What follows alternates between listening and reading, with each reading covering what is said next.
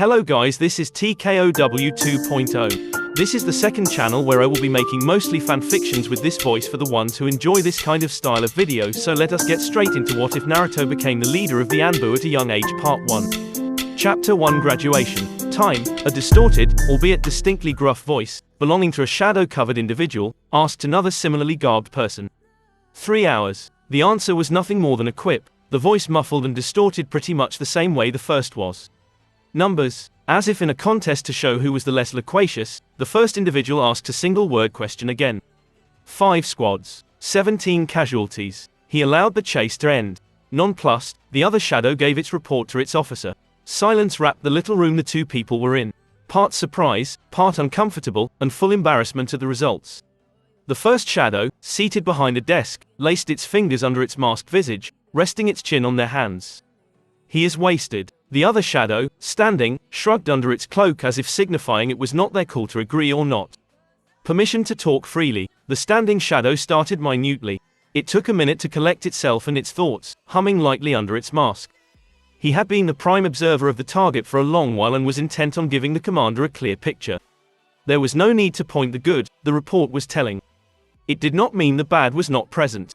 He is undisciplined. If they did not know the commander never ever snorted, the shadow would have sworn the seated officer just had. He is loud and brash. The commander shrugged and waved a hand, inviting the soldier to continue.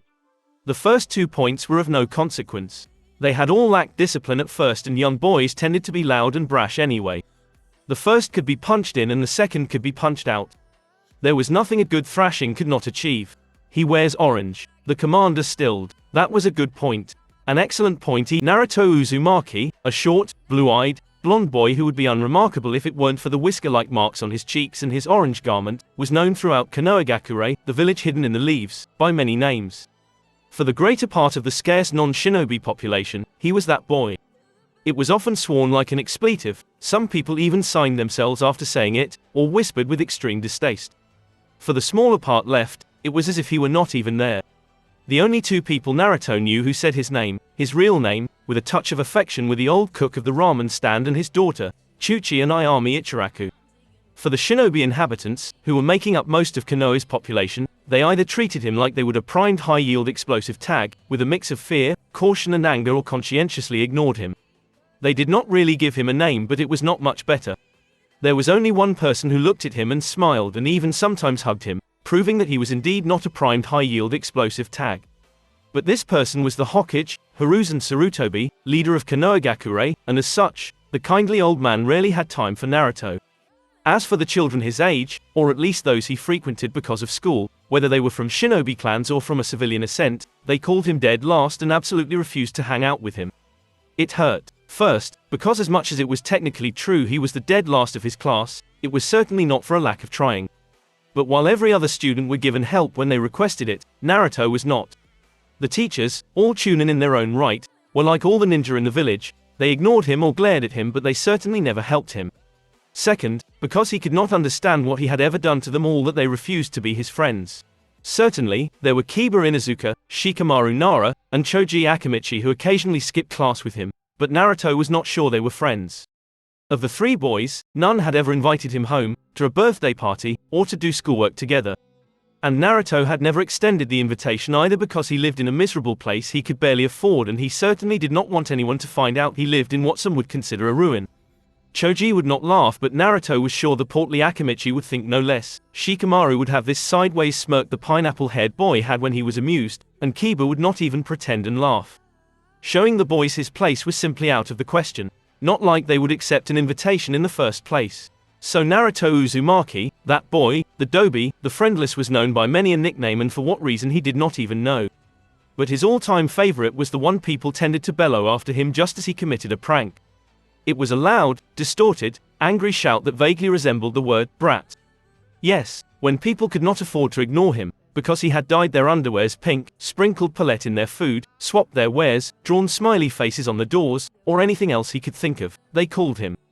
They ran after him. They screamed his last name. When Naruto committed a prank, he had the village's full attention. The best part was when the ninja started to run after him. Civilians could not keep up, but Ninja totally could. So the boy did his best so that his pranks had repercussions on Chunin or Jonin. The higher-level ninja would enrage having their combat fatigues turned jade blue, turquoise green, or sakura pink, and would chase him in what Naruto liked to think was a game of tag. No one had ever wanted to play tag with him, so the boy made do. And even if the players were not all consenting, it was all harmless fun in the end. And Naruto liked to run. He was quick for his age, the quickest, and he could run for hours. Just this very morning, Naruto had realized his masterpiece. The prank of all pranks. The prankiest of his stunts, ever. He had arisen at 3 in the morning, donned his orange jumpsuit, and darted on top of the Hokage monument where he had patiently hauled various supplies needed for his project over the course of a month. Setting up a complex system of ropes to rappel down the cliff, sculpted to the effigies of the 4 Hokage, past and present, Naruto had then taken a various brush and paint cans and had proceeded to redesign the 4 faces of the village's honored leaders. Dawn had come quickly, but Naruto, garbed in the exact tint of orange needed to blend in with the ochre cliff, had escaped vigilance. 1 hour later, his work finished and the last touch added, the blonde child had climbed up, set his rappelling gear aside, and screamed a very loud, "Good morning Konoha," at the top of his lungs. The ensuing chase had mobilized 20 or so Chunin and lasted 3 hours as Naruto led them through an obstacle course he had prepared for a month and a half now.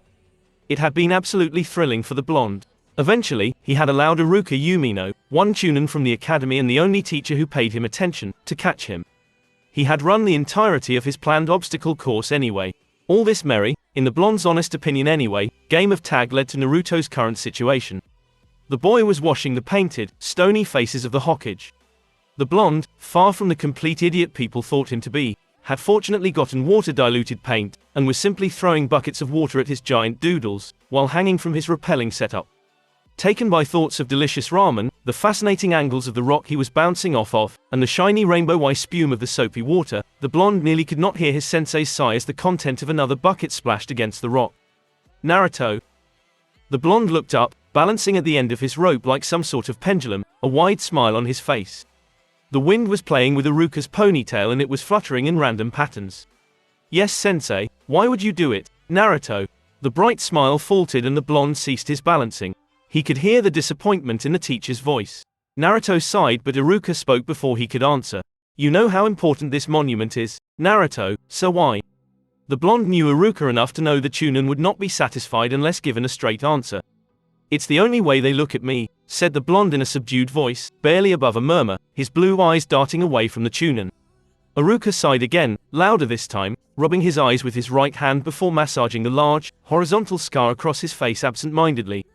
"There are other ways, Naruto." The ninja instructor began in a tired tone. "You could show them how clever and hardworking you are, but all you do is goof around." It sounded like a broken record to Naruto's ears. "But I'm trying, sensei. I do my best," the blonde exclaimed in protest. He did try. Not all subjects held his interest equally, that would be lying, but Naruto did try to perform adequately in all. Was it his fault no one, save Iruka, would answer his question? Was it his fault he was excluded from class for the slightest offense? Was it his fault he found geography dry and dusty because the old maps definitely were so? Was it his fault he found chemistry tedious? Was it his fault he could not follow the teacher's agonizingly slow lessons because following a dragonfly's wings' incredibly fast motions was much more interesting? If you did your best, you'd get the clone jutsu right. The teacher exclaimed in response, too fast, and winced. Naruto hung from his rope lamely, head down, his features set in a scowl to avoid the tears to show. I'm sorry Naruto, but I'm worried. The exam is in 2 days and you still don't have it," Iruka said, voice wavering slightly from anguish. The teacher sat with a sigh, his legs dangling above the 4th Hokage's forehead. "I want you to pass, Naruto, but the Academy 3 are required." The blonde nodded sadly. "I know, sensei, I know, but whatever I do, I can't get it." Once again, the brown-haired Chunin sighed. The why was a mystery, but the blonde could not get the clone jutsu. Of the Academy 3, the clone jutsu was maybe the most complicated, but it was incomprehensible for Naruto to not manage it. The blonde had the substitution jutsu down to a pat. His transformation was a bit shaky but passable. Yet the clone, which was technically demanding but not much more than the transformation, was impossible for Naruto. And while a certain average mark on theoretical materials was required, one Iruka had no doubt the blonde would manage, the Academy 3 were an absolute requirement. The students were training to be ninjas. If they could not do the simplest of ninjutsu, demonstrate correct taijutsu, and show they could escape a genjutsu, if not weave one, they would not graduate. Once again, Iruka caught himself scratching his old scar. Looking back at the downtrodden Naruto, the teacher managed a weak smile. "Look Naruto, how about you finish this and we grab some ramen, my treat," offered the Chunin, knowing full well he had just put his wallet at risk. Immediately, the blonde's head shot up, his azure eyes shining as he looked at Iruka with a blinding smile, his previous worry pushed in a corner of his mind. "Ramen," the blonde exclaimed before enthusiastically returning to his cleaning work. "There is absolutely no way."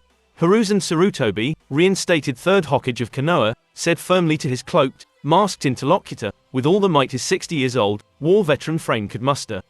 And the so-called professor could muster a lot of might. "He will go to waste," insisted the cloaked individual behind the white porcelain of a mask. The complete face protection was in the likeness of a dragon, with 3 red fang-like markings on its forehead. The mask was the tell of an Anbu member and the markings identified the figure as the Tokushugun Taisho, the general of the special force. "He will have a normal team and learn normally, just like he was supposed to have a normal childhood." The masked individual interrupted the cage, the distorted voice cutting through the old man's answer. "I will not listen to your recriminations," said the Hokage, his tone uncommanding. "I followed the will of a dying, delirious man. And you will listen to my recriminations, Hiruzen. You made mistakes, many, not all of the same gravity, but it is time you admit to it and handle the fallout. I offer you a way out of it. There is no reason for him to join. There is no need to put him through this grinder. How much more time will you coddle him? How much more time will you hide the truth from him? We are ninja Hiruzen," the figure exclaimed, twitching slightly, his raised tone the only mark of his agitation. "Or are you too cowardly? Is that it? Will you wait for your successor to break him the new?" Killing intent exploded and drowned the office, bending the floor and cracking the large pane of glass behind the old man's desk. "Watch your tongue, dragon. You are talking to your Hokage," bit Hiruzen in an ice-cold voice. "Then assume this damned hat and the responsibilities that go with it." The answer was equally cold. "Do you think you are the only one too old for your job?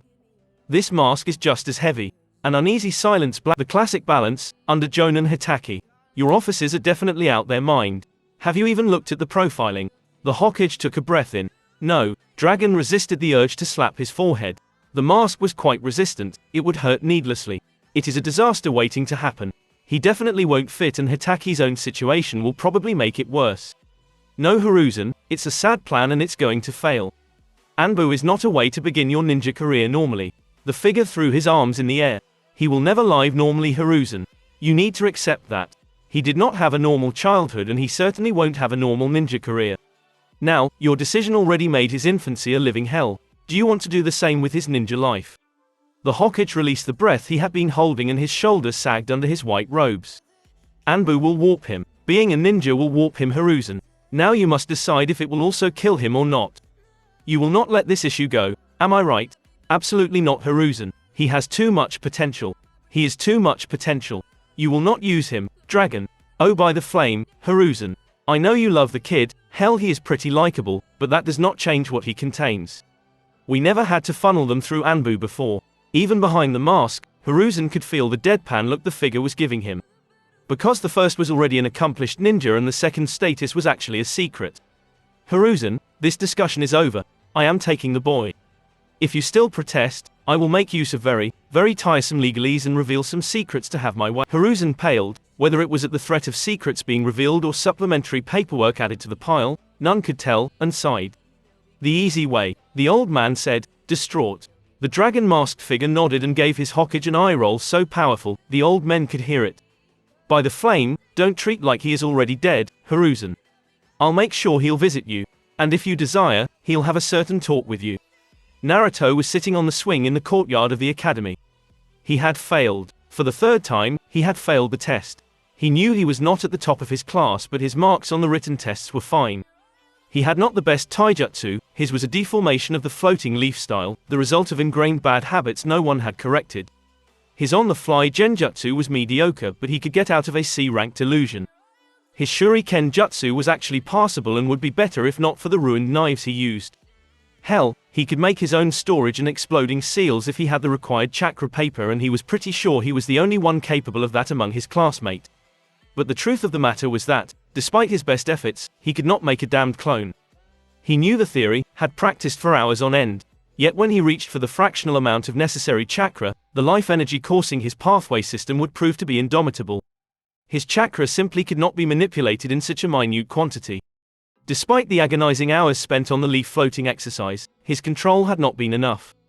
The blonde eyed his joyous ex-classmates he mentally hopping down the swing. The blonde brandished his right hand in front of him, finger tightened in a fist and screamed, "I'll do it. I swear I'll become a ninja, TT Abayo." Well, that's dedication. Naruto nearly jumped out of his skin and whirled around. In front of him was a white-haired Chunin, a bandana on his head. "Mizuki-sensei," the man smiled. "Tell me, Naruto, how would you like a shot at the makeup test?" The blonde gave the teacher a puzzled look before the words made it home. Hope, shy and wobbly but hope nonetheless, shone in the azure eyes. Makeup test. Mizuki smiled larger. All according to plan. A shadow darted from rooftop to rooftop, invisible in the dark cover provided by the moonless night. It stopped for a second when it reached the mass of the Hokage Tower. The tower was a round building, painted in red, flanked by two smaller buildings of the same fashion. It was actually shorter than the blue-topped broadcast station that stood next to it like an erect finger.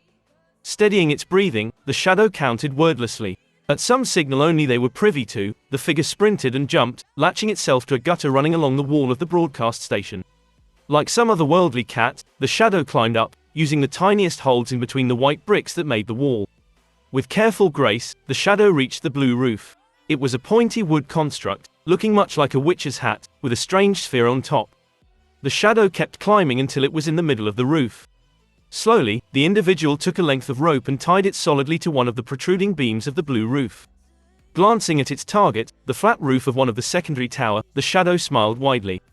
"This is completely crazy," whispered the individual, the vibrato of excitement clear for all to hear. "Meaning no one, at this hour of the night."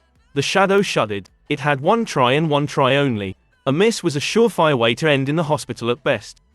Circling around the pointy roof, the shadow inhaled deeply, and started to run down and back toward the Hokage Tower. The maths had proven that, in theory, the pendulum movement would allow the shadow to reach one of the secondary tower. The critical part was the speed, but the individual was confident. Running fast was the game. At breakneck speed, wind whistling in its hair, the rope unrolling behind, the shadow ran on an oblique trajectory on the station's wall and suddenly, jumped. The rope whizzed as the shadow fell, gravity taking what was her by right. The pendulum movement began as the rope was stretched to the max, the beam it was anchored to whining slightly. The figure was catapulted up by its momentum and suddenly, the individual felt weightless. It was at this point they cut the harness. Naruto fell like an anvil and with a grunt, impacted the tiled roof of the northern secondary tower none too gently. Breaking the shock the best he could with a roll, the cloaked blonde ended his course in the ornamental bushes that crowned the outer ridge of the tower. "Ow, ow, ow," Naruto muttered, as low as he could, wary of the potential guard. He knew, according to the paper Mizuki had given him, that he should be right between rotation, but still, the goal was to go unnoticed. The blonde took a second to dust himself. His black shirt was in tatter and his navy blue pants were torn at the knee. He had multiple cuts, the entire right side of his body hurt, and his left ankle was probably sprained, but extraordinarily, he was fine. Naruto checked his various pockets. From the roof he was on, climbing on the main tower was a piece of cake. The first and second levels of each tower were protected so that it was virtually impossible to climb them, regardless of the technique. The third level was the same, but the problem was nullified by various pipes and large cables running around the circumference of the tower. Naruto had no idea of their purpose, but right now, they made perfect holds to climb from one roof to another. Taking a second to breathe, Naruto entered the tower. The easy part was done. Fortunately, he was used to infiltrating the Hokage Tower for his pranks. The blonde knew the best hidey holes. Navigating the corridors and hiding from the patrolling pairs of Chunin, with the occasional Jonin, was boringly easy, and Naruto was quick to make it to his goal. The vault was sealed shut obviously, but as a prankster, the blonde knew how to pick the toughest lock.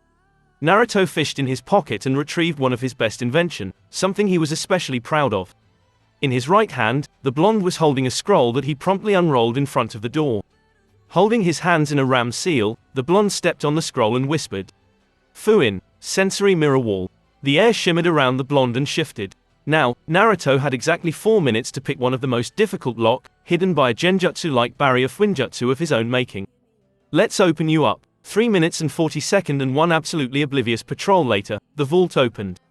Naruto guessed more than he knew for certain, that he had probably triggered a Fuinjutsu-based alarm, but he could not do much about it. If there was Fuinjutsu somewhere, it was too high level for him to detect it.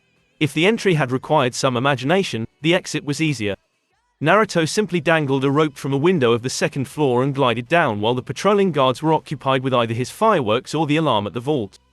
Hiruzen Sarutobi was having a peaceful night when he was awakened by a burning sensation. The old ninja woke up immediately. Years of combat did that to a man, but searched a second for the reason of his awakening. His heart grew cold when he realized it was the tattoo signaling a breach of the vault that was heating up. Just as he considered the implication of such a thing happening, fireworks illuminated the sky of Konoha. The old cage swore under his breath. Naruto skidded to a halt in a clearing. Konoha bore its name because of the dense forests out and inside its walls, and the blonde was currently enjoying the relative security of a grove which would hopefully mask him to the soon-to-be pursuing shinobi. He had not run far nor wide. The closer you are to your enemies, the safer you are after all. Naruto was inside Konoha proper, far enough from the tower to not be caught during the first sweep, but close enough that the ninja would look for the intruder outside first before eventually finding him. His position was the logical last option in the search order. The blonde opened the large scroll. He had approximately 1 hour to learn a jutsu, after which, Mizuki-sensei would allow him to graduate. The lingering light of the fireworks made it unnecessary for the blonde to use a torchlight, something he had counted on. A torchlight was not very discreet after all. Shadow clone jutsu, muttered Naruto before deflating. A clone technique, when he could not even perform the basic one. No way. Reading further, the blonde lay eyes on techniques either too horrible to be learned or way too complicated. After 5 minutes of exploring the scroll, the blonde sighed. Shadow clone it is. Naruto was sprawled, eagle spread, on the ground, and the boy was panting hard. The clone jutsu required him to rein in a small amount of energy and shape it in his image. The needed quantity was too small for the thundering flow of the blonde's chakra. The shadow clone jutsu was the same but different. The amount of chakra was not a problem, on the very contrary. The shadow clone needed the caster to mold a huge amount of life energy and project it in the shape of the user. The problem that stumped Naruto right now was the fact that a large part of the chakra was supposed to fill the shape. The goal was to achieve a solid clone made of pure chakra. The blonde had read about solid clone in a book about chakra theory. Usually, ninja would use earth or water as a putty of a sort and mold it with chakra to create what was commonly called an elemental clone. The required amount was substantially higher than for a standard clone, but nowhere near the quantity required for a shadow clone. Naruto suddenly blinked. Maybe he had to think of the problem like he would an elemental clone. Right now, he was trying to picture an empty shell that he had to fill up with chakra, but that was maybe not the way. If he first expulsed as much chakra as possible and then shaped it, like a sculpture of sort, maybe it would work. The blonde broke his musing and nodded resolutely. He had wasted enough time, the hour was coming to a close. Deciding to test his new theory, the boy made a cross-shaped hand sign. Carefully, the blonde proceeded to join his physical and spiritual energies, creating chakra, in a process called merging, and pulsed the chakra through his hands. The specific cross-like shape was supposed to alter the properties of his chakra, much like standard hand signs, in a process called molding. It had something to do with yang chakra, but Naruto was not certain what it was. Focusing, the boy merged as much chakra as he could, modifying it through the hand sign, and storing it back in his hara. It was difficult to pushing all the molded chakra through his hand one last time. The blonde pulsed it all out from the tenketsu in his palms. With sweat pouring from his brow, Naruto focused on sculpting the sea of chakra that was surrounding him into a replica of himself. Head, limbs, hair, fingers, eyes, torso, clothes. Shadow clone jutsu, roared the blonde, eyes shut in concentration. Only silence answered him. Tentatively, the boy opened one eye, only for the second to shoot open at the sight that greeted him. In front of Naruto was Naruto. With a shaky hand, the blonde poked his doppelganger's cheek and was elated when the clone grinned but did not disappear. Yatta, bellowed the blonde while dancing around and with his replica. I did it, I did it, I did it, I did it, answer the clone, feeling every last bit of joy the original felt. We did it, chorused the duo, a grin brighter than the sun splitting both faces. Naruto. The shout was so powerful, the duo of blonde tripped and fell, the clone hitting his head on a small rock jutting out of the ground and dispelling in a cloud of smoke. Distractedly, the original noticed he had a sudden urge to rub the side of his head. The blonde turned toward the origin of the shout to see Iruka, his head several times bigger than normal and slowly reverting to its original size. Hey, Iruka-sensei, the blonde said, rubbing the back of his head. What is happening, Naruto? Why? Iruka trailed off as his eyes took the sight of his pupil. The blonde looked exhausted and as if he had just fought with a pack of wolves. But more urgent was the large, fat, and terribly open scroll near the blonde. Oh no, the teacher's tone immediately alerted Naruto something was wrong, very wrong. Getting back up, the blonde walked carefully toward Iruka. Sensei, what? He was silenced by the harshest glare Iruka had ever sent his way. Naruto flinched. The shout was so powerful, the duo of blonde tripped and fell, the clone hitting his head on a small rock jutting out of the ground and dispelling in a cloud of smoke. Distractedly, the original noticed he had a sudden urge to rub the side of his head. The blonde turned toward the origin of the shout to see Iruka, his head several times bigger than normal and slowly reverting to its original size. Hey, Iruka-sensei, the blonde said, rubbing the back of his head. What is happening, Naruto? Why? Iruka trailed off as his eyes took the sight of his pupil. The blonde looked exhausted and as if he had just fought with a pack of wolves. But more urgent was the large, fat, and terribly open scroll near the blonde.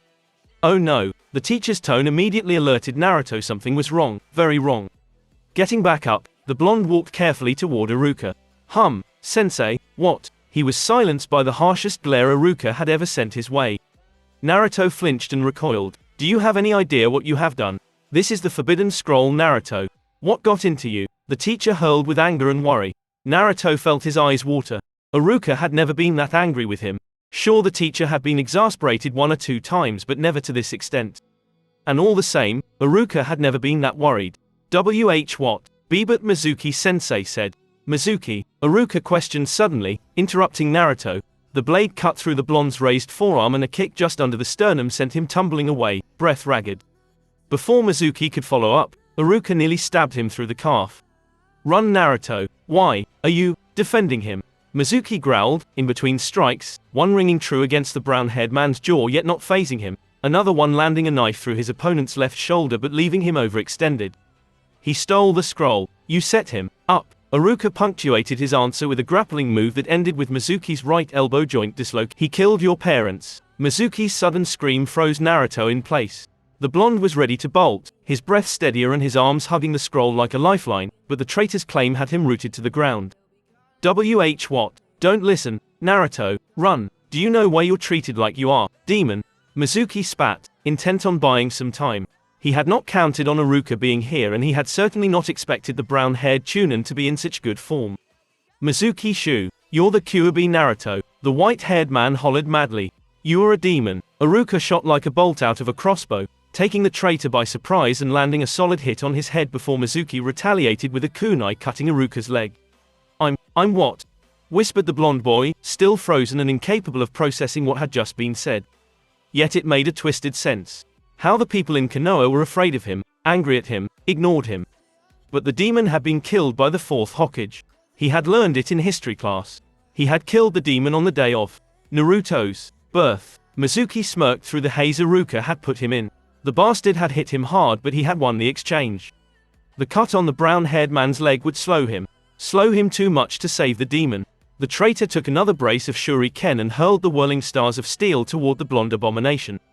Naruto. The world slowed as Iruka saw the shuriken cut through the air toward Naruto. The steel stars were absolutely harmless against an armor-wearing opponent, not much more than a distraction. Against the frozen boy, they would possibly cut an artery and he would bleed out. Iruka melded chakra in a heartbeat and flooded his leg muscles with raw life energy before jumping. Naruto watched as the deadly stars sped toward him. He wanted to move, desperately so, but he could not. His body refused to obey him and his mind was too preoccupied with puzzling the impossible revelation Mizuki had imparted unto him. For a second, he wondered how the situation had degenerated so before closing his eyes. The shuriken gave a muffled sound when they embedded themselves in Iruka's flak jacket. But the pained scream that escaped the teacher's throat when his leg muscles either cramped on him or tore covered everything. For a second, the blonde contemplated the idea before the consequences of such an act hit him. If he left right here and right now, Mizuki would kill Iruka. The thought of such a thing happening filled Naruto with white-hot anger. Magmatic fury, earth-shattering scorn. The blonde melded chakra, every last bit, and to hell with it if some of it felt terribly raw. His fingers crossed in front of him to mold the raging maelstrom of life energy flooding his pathway, the blonde roared. Shadow clone jutsu. A wave of powerful, scathing chakra expanded outward and smoke filled the clearing. Before Iruka's gobsmacked eyes and Mizuki's terrified ones stood 100 or so blonde boys, their face distorted by righteous fury and their knuckles cracking in anticipation. I'll beat you to a pulp, T.T. Abayo, chorused the blonde army. And Naruto made good on that promise, overwhelming the already shaken traitor in a sea of blonde and blue, leaving a twitching, bloody, unconscious mess sprawled on the ground not 20 seconds later. Their office done, the army of clones dispelled, leaving a wobbling Naruto behind, the blonde momentarily suffering from a splitting headache. N.A. Naruto, the original blonde whirled toward his teacher, who was eyeing him with a mix of awe, relief, and worry. The boy rubbed his head, the strange pain already forgotten. I went too hard, did I? Iruka chuckled weakly. No, not really. The teacher suddenly scowled, the pain of his wrecked legs catching up thought his astonishment. Iruka-sensei, are you okay? Asked Naruto worriedly, trying his best to help the Chunin stand. The man grimaced and the blonde simply propped him up against a tree. I shot my legs, answered the man. A shift in his position made him growl. Ow, ow, ow, I'm definitely upping my training, joked Iruka with a weak smile. Naruto looked down, biting his lower lips. Sensei, what happened? What Mizuki said. Iruka ruffled the blonde hair. First thing first, Naruto. I think I have the gist of it, but tell me why you stole the scroll. He ordered in a pained voice. The blonde's eyes watered. I didn't want. And Naruto explained to Iruka how Mizuki had offered him a shot at a makeup test. I'm never gonna be a ninja, am I? Naruto concluded, voice strained by held-up tears. Having the entire story, Iruka sighed. Twice. The man then offered a smile to his student. Come here Naruto, and close your eyes. The blonde obeyed hesitantly. He heard some shuffling sound and felt something be fastened around his forehead. Open your eyes now. Iruka, without his headband, was smiling at him warmly. With hesitant hands, Naruto touched the rectangle of steel bearing the leaf insignia. Warm tears fell and rolled down his cheeks. The blonde jumped at his sensei and squeezed the man in a hug, sobbing his thanks. It was that scene a team of Anbu discovered, a minute later. So, to summarize. Seated in the Hokage office, Naruto told the old man how his night had gone. Iruka had been carried to the hospital and it was the blonde's responsibility to explain himself. It took 20 minutes but Naruto explained the best he could, trying his best to not forget any details. Hiruzen Sarutobi was tired, so very tired, he had but one wish right now, and it was to go to bed. The night had been nightmarish. Someone had infiltrated the tower right under the nose of the guard. The Hokage groaned, half in frustration, half in weariness, entirely in relief. It was a fucking miracle, no less. The old man eyed the blonde boy sitting before him. Naruto had the decency to have his blue eyes lowered in shame. Hiruzen sighed. I, Hiruzen Sarutobi, Hokage of Konohagakure, have taken into consideration the recommendation of Chunin Iruka Yumino to grant to Naruto Uzumaki a field promotion to Genin. By my authority, I confirm the recommendation. Do you accept it, Naruto Uzumaki? Naruto immediately stood at attention like he had been taught in the academy, feet joined, left hand above the heart, right hand on flat on his right calf, and furiously nodded. Yes, Hokage-sama, the old man smiled. Then welcome to the Kogen, Genin Uzumaki. Naruto bowed, doing his best to contain the smile that wanted to blossom on his lips. Now I think we have another matter to discuss. The Hokage's grave tone immediately brought the blonde back on earth. Yes, Hokage-sama, asked the boy hesitantly. Now that you have been exposed to lies, we believe it'd be unwise to not address the question properly. Another voice, gruff and distorted, rang out. Naruto did it best not to jump and turned. Behind him was an Anbu with a dragon mask. Naruto, meet Dragon, ANBU's general.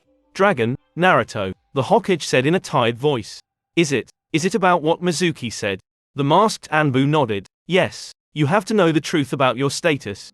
My status? The Anbu Supreme Commander nodded again. Mizuki told you were the Kyuubi. It is not true. You are the Kyuubi's Jinchuriki. Dragon, the old Kage exclaimed, apparently wishing the cloaked individual had been less blunt. Jin, Churiki, Naruto tried the word. It was unknown to him. Then, Naruto frowned, too confused to feel much else. You are the Kyuubi's warden. Its prison, if you will. The boy gulped. So, I'm not a demon. Of course not my boy. The Hokage exclaimed heatedly. And allow no one to call you that. Naruto felt his eyes prickle and water despite him. But then, why do they treat me like that? The boy asked with a shaky voice. Both the Hokage and the Anbu sighed. The cloaked figure threw a glance at Hiruzen, who nodded. They fear you, Naruto. The Kyuubi caused a lot of pain, which you are a constant reminder of, but I did not ask for it. The blonde exclaimed, tears streaking down his whiskered face. It's not my fault, he protested again, voice racked with sobs. The Hokage rose from his seat and hurriedly engulfed the boy in a hug. Hiruzen sighed. Naruto was so very young still. Of course not, Naruto. Of course not. But the pain the Kyuubi caused turned to fear, and fear to hate, and rather than see you as the hero you are, they blame their sorrow on you. Hiruzen explained. They decided to cling to their hate and blame you, rather than honor the sacrifice of the one they claim they love. The Anbu interjected. Truly, they understand nothing. Naruto broke the hug suddenly and took a step back. His teary face was set in a scowl, one Hiruzen had never seen on the blonde's face. They are such ingrates. The boy hurled in anger. All this time they hated me for something I didn't do. Naruto's tone was heated but mainly held disbelief. And frankly, all assembled in the room could understand why. Then, something struck him. How do they even know? Why do they know what I am? Demanded the blonde with steel in his voice. It made no sense. Konoha, the Yondawa wished for you to be seen as a hero and I foolishly granted him his last wish, Hiruzen explained quietly, voice strained by anguish. But the people I so trusted betrayed me. They betrayed us, their leaders. They betrayed the Will of Fire and I couldn't convince them of their folly. So I made a law when I saw that the survivors would hate you. They were not to speak to anyone to your condition. The voice of the old man wavered and broke for a second. I hoped that'd allow you to live normally. To make friends. Naruto winced and his scowl came back with a vengeance. Well, that worked well, sneered the blonde, anger thick in his voice. It worked so very well. He muttered again bitterly, before deflating. Why me, though? Why him? The bad luck of the draw. The only baby available? No, that could not be right. Nearly all his classmates were older than him. His brain made and discarded scenarios one after the other. The Kyuubi had not been near the hospital. Yet, according to the old man, Naruto's parents had died in the attack. Were they ninja then? No, otherwise, the records would have DNA information and he would not bear the Uzumaki namesake. His parents were civilians, logically. Maybe he was born at home. Had his parents died in the first sweep of the tails? But then he should have died too. Why did the fourth choose him, an orphan, to hold the beast? Had his parents offered him? Was he an orphan before the fourth chose him, or after? The thought froze Naruto. The fourth killed my real parents. The calm, distorted voice rang through the office, assuaging Naruto's mounting fury and silencing the cage.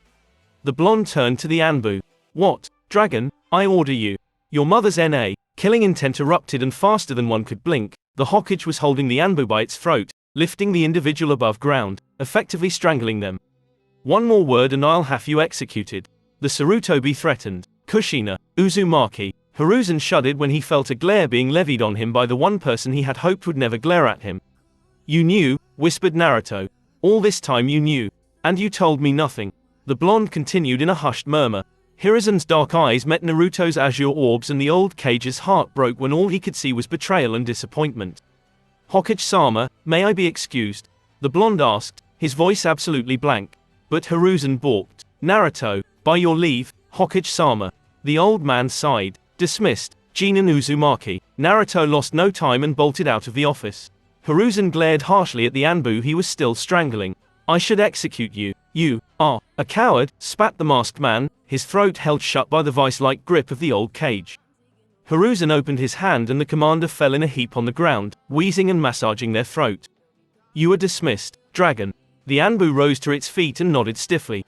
To solve a problem, one needs to face it. Out. The old Hokage roared. Naruto dragged himself through the streets of Konoha, dawn illuminating the village with its first lights. His thoughts were whirling around chaotically in his head. The Hokage had repeatedly told him he did not know who his parents were and Naruto had come to accept it.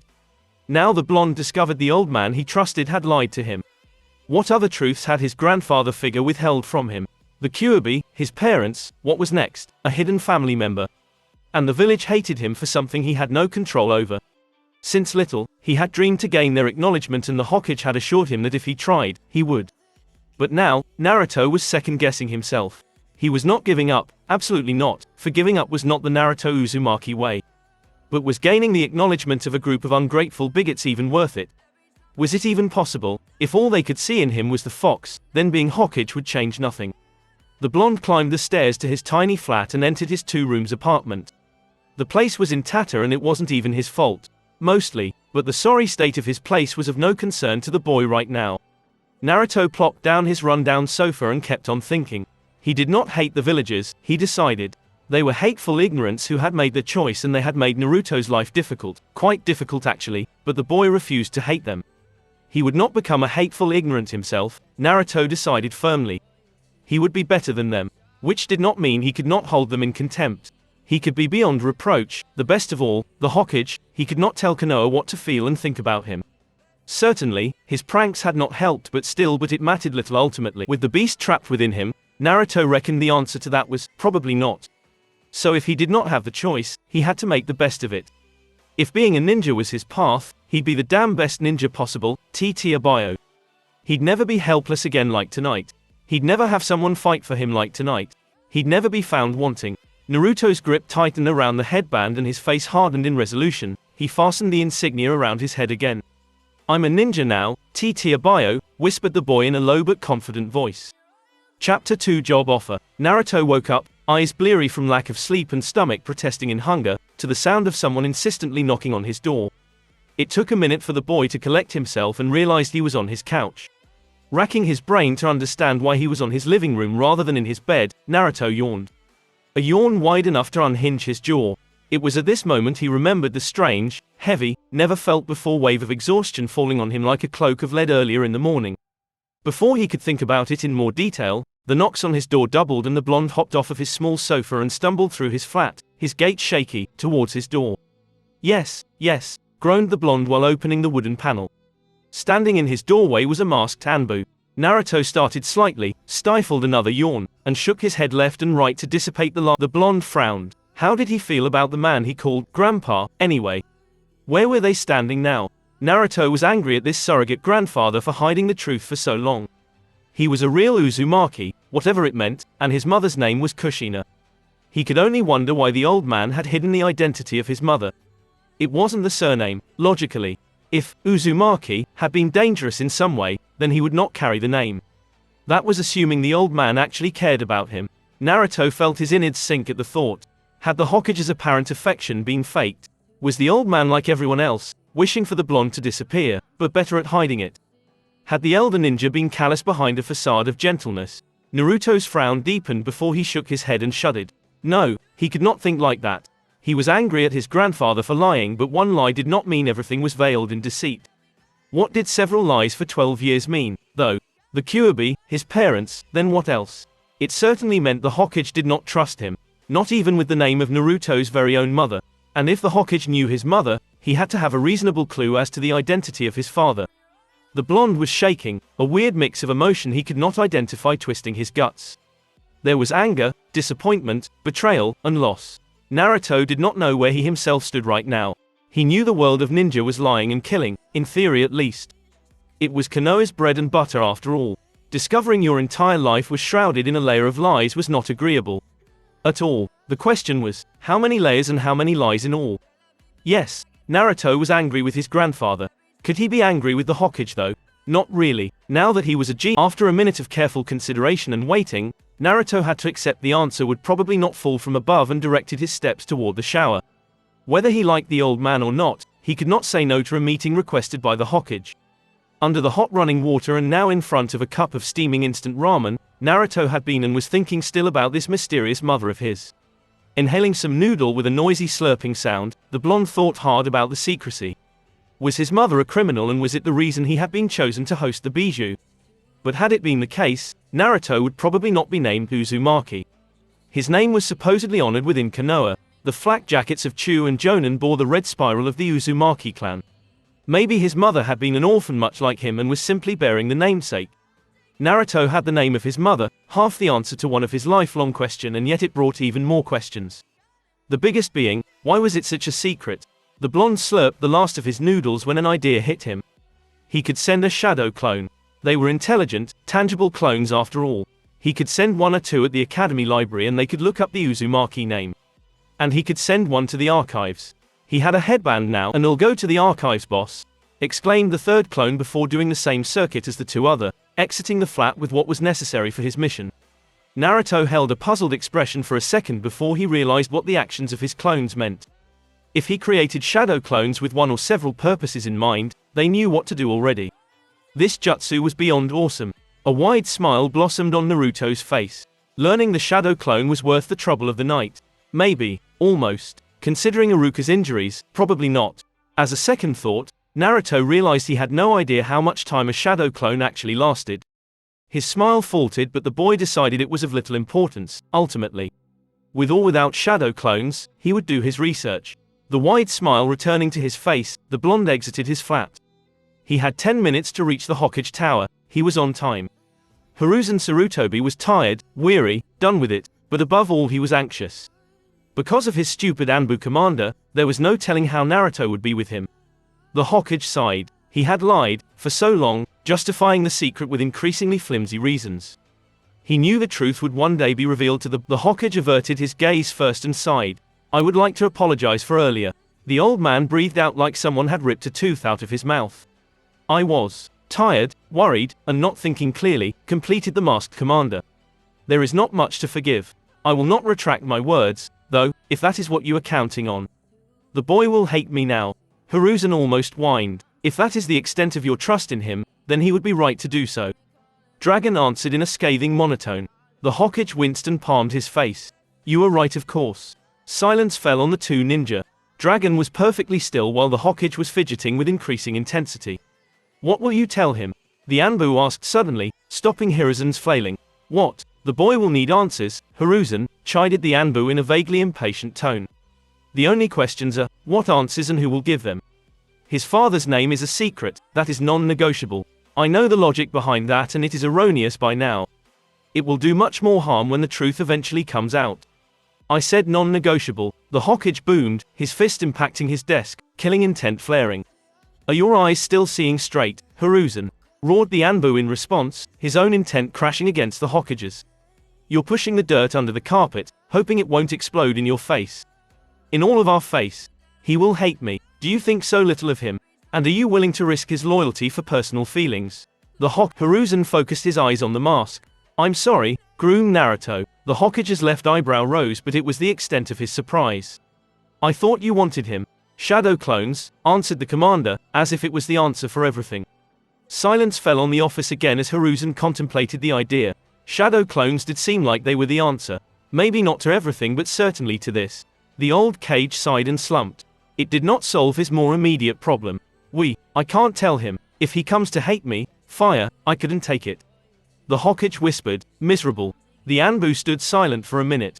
Have you forgotten Tobirama-sensei lessons, Hiruzen? The operator asked gently. Is your flame of your will extinguished? Lost. We are shinobi, Hiruzen, we endure. But, Naruto is a shinobi too, now. Who are you to say he cannot endure with you? The Anbu interrupted. Tobirama-sensei trusted us with the future, Hiruzen. It's time we do the same with the young generation. The old Cage's shoulders sagged and a long sigh escaped him just as a weight seemed to be lifted from him. Are you sure you do not want the hat? The Hokage asked, half jokingly. We both know why it is impossible, old friend. The Hokage nodded. Indeed we do. Silence fell again, comfortable this time. So, what will you tell him? The Anbu asked, his monotone back. The Hokage rubbed his eyes. About his mother, everything I can. I do not know how he will take to the news of his father. As well as we could reasonably hope he does. Meaning bad. Yes, probably, but it's only fair. A knock on the door interrupted the two. Hiruzen sighed but nodded minutely and another Anbu appeared from the shadow to open the armored panel of fake wood. The Hokage's secretary, a petite brunette woman, was standing in the frame. You summon much like I veiled the truths of his life, thought Hiruzen sadly. Yes, Naruto, I did, answered the Cage eventually. You are here to discuss your ninja career.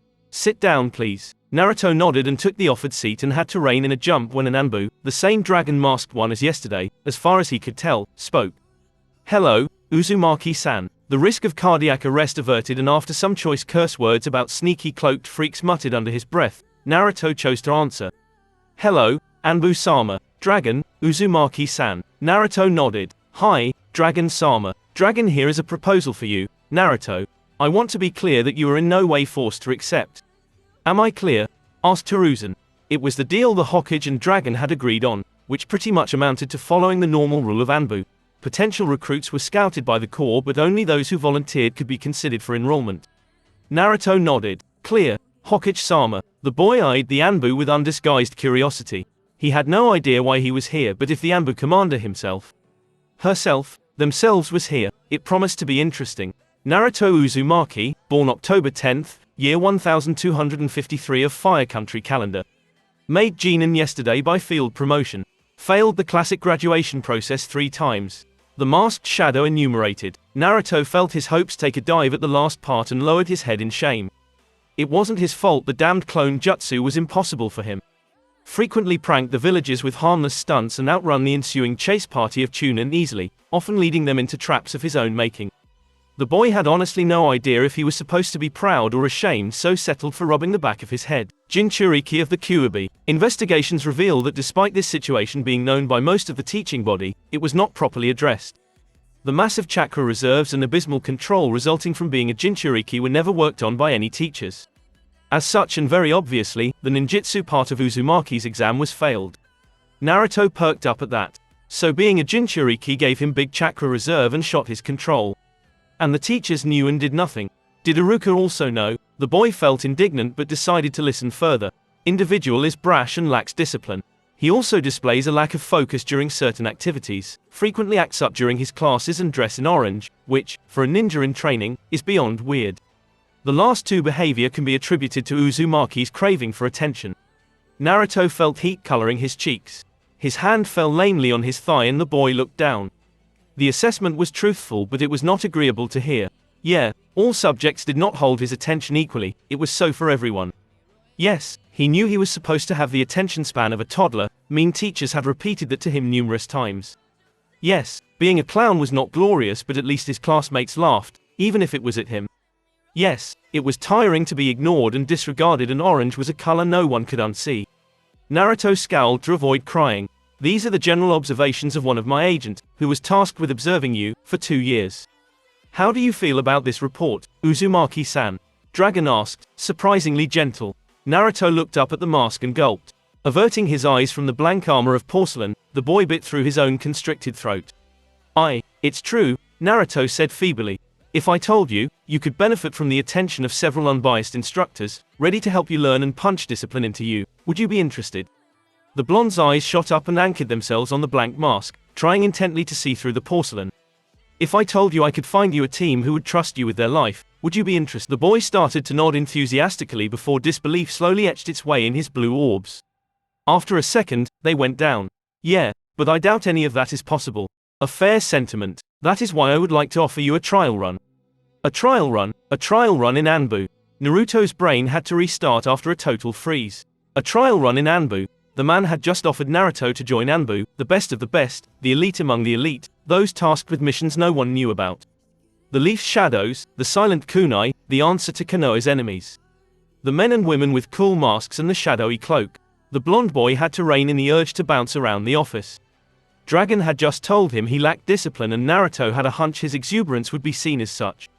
The boy breathed deeply to calm himself and directed his haywire thoughts at the offer.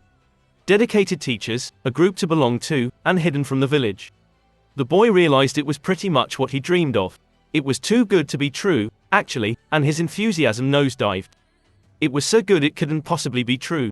Something would not work out. Something was lying in wait to screw him. Why? Naruto eventually asked, at a loss of what to think. The Anbu shifted. Just yesterday, began the operator in a neutral voice, you infiltrated the Hokage Tower without using chakra, in a way no one even thought about, demonstrated creative abilities in Fuinjutsu, stole the forbidden scroll from the vault by picking one of the most secure lock in Konoha, escaped pursuit by remotely detonating firework to throw off your pursuers, learned a high-level jutsu in an hour or so, and it is only thanks to the traitor we knew of your identity. The Anbu took a deep gulp of air, his breathing short from the enumeration. And you ask why, Uzumaki-san, despite what some might say, that's what I call talent, and it has the excellent taste to be backed up by hard work. Naruto blushed at what he was quite certain was praise.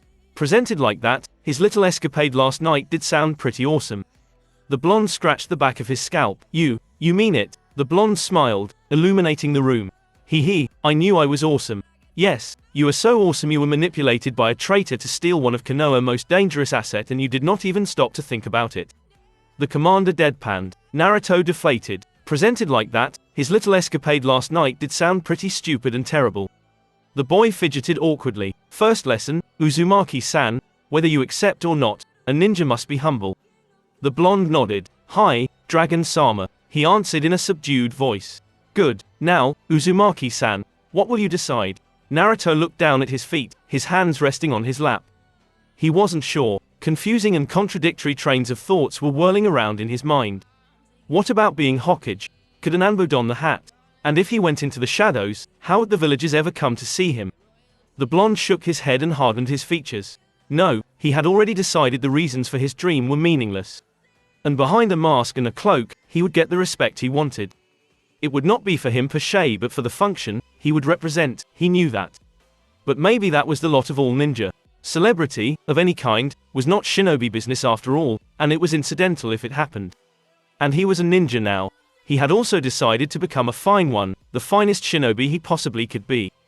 If celebrity and fame ever found him, then perfect, and maybe then the villages would change, but chasing after it made little sense. Naruto, who had been frozen silent for 2 minutes, now flailed suddenly, startling the two older ninjas slightly, and palmed his face with both his hands before dragging him down. Cheeks and lower eyelids stretched downward. Naruto sighed. Why was it so complicated to make such a simple decision? The question was simple, yes or no. At a loss, the blonde decided to use an old trick of his he used for complex fuinjutsu problems, reformulate the question to baser, simpler elements. Did he want to have a mask, wear a coat, and be an all-around awesome ninja? Hell yes. Naruto nodded. Good. Was anything else of consequence? Absolutely not. The blonde smiled. His resolve finally made, Naruto looked back up at the Hokage first, then at Dragon second. I accept, said the boy, his voice firm and his gaze set. Hiruzen sighed imperceptibly at his surrogate grandson's decision. Whatever happened next was outside of his control. Naruto would either make the cut or break. The Hokage had nary a doubt the blonde would make it, but worrying about the younglings is the prerogative of the elders. Dragon was content to simply nod once to signify he had heard the boy and cleared his voice. Remove your headband, Uzumaki-san. Blue eyes wavered with confusion. What? Simply remove your headband, Naruto. The old Kage said. Naruto mutely obeyed. Good. Naruto Uzumaki, began Dragon solemnly, this is your very last opportunity to refuse this headband and the service as a shinobi of the leaf and walk away. Do you wish to do so? That was an easy answer to give. No, Dragon-sama. Naruto Uzumaki, do you swear to give your sweat, your blood, and your life if necessary to defend Konoha and its interests? Dragon began, his distorted baritone suddenly rolling in thunderous, powerful waves, rooting the boy in his chair. Do you swear to honor the will of fire, live by its precepts, and die in its defense? Do you swear to show bravery in adversity, resolve in duty, steadfastness in death? The Hokage continued. His voice was calmer but distinctly clear for Naruto to hear, and just as powerful.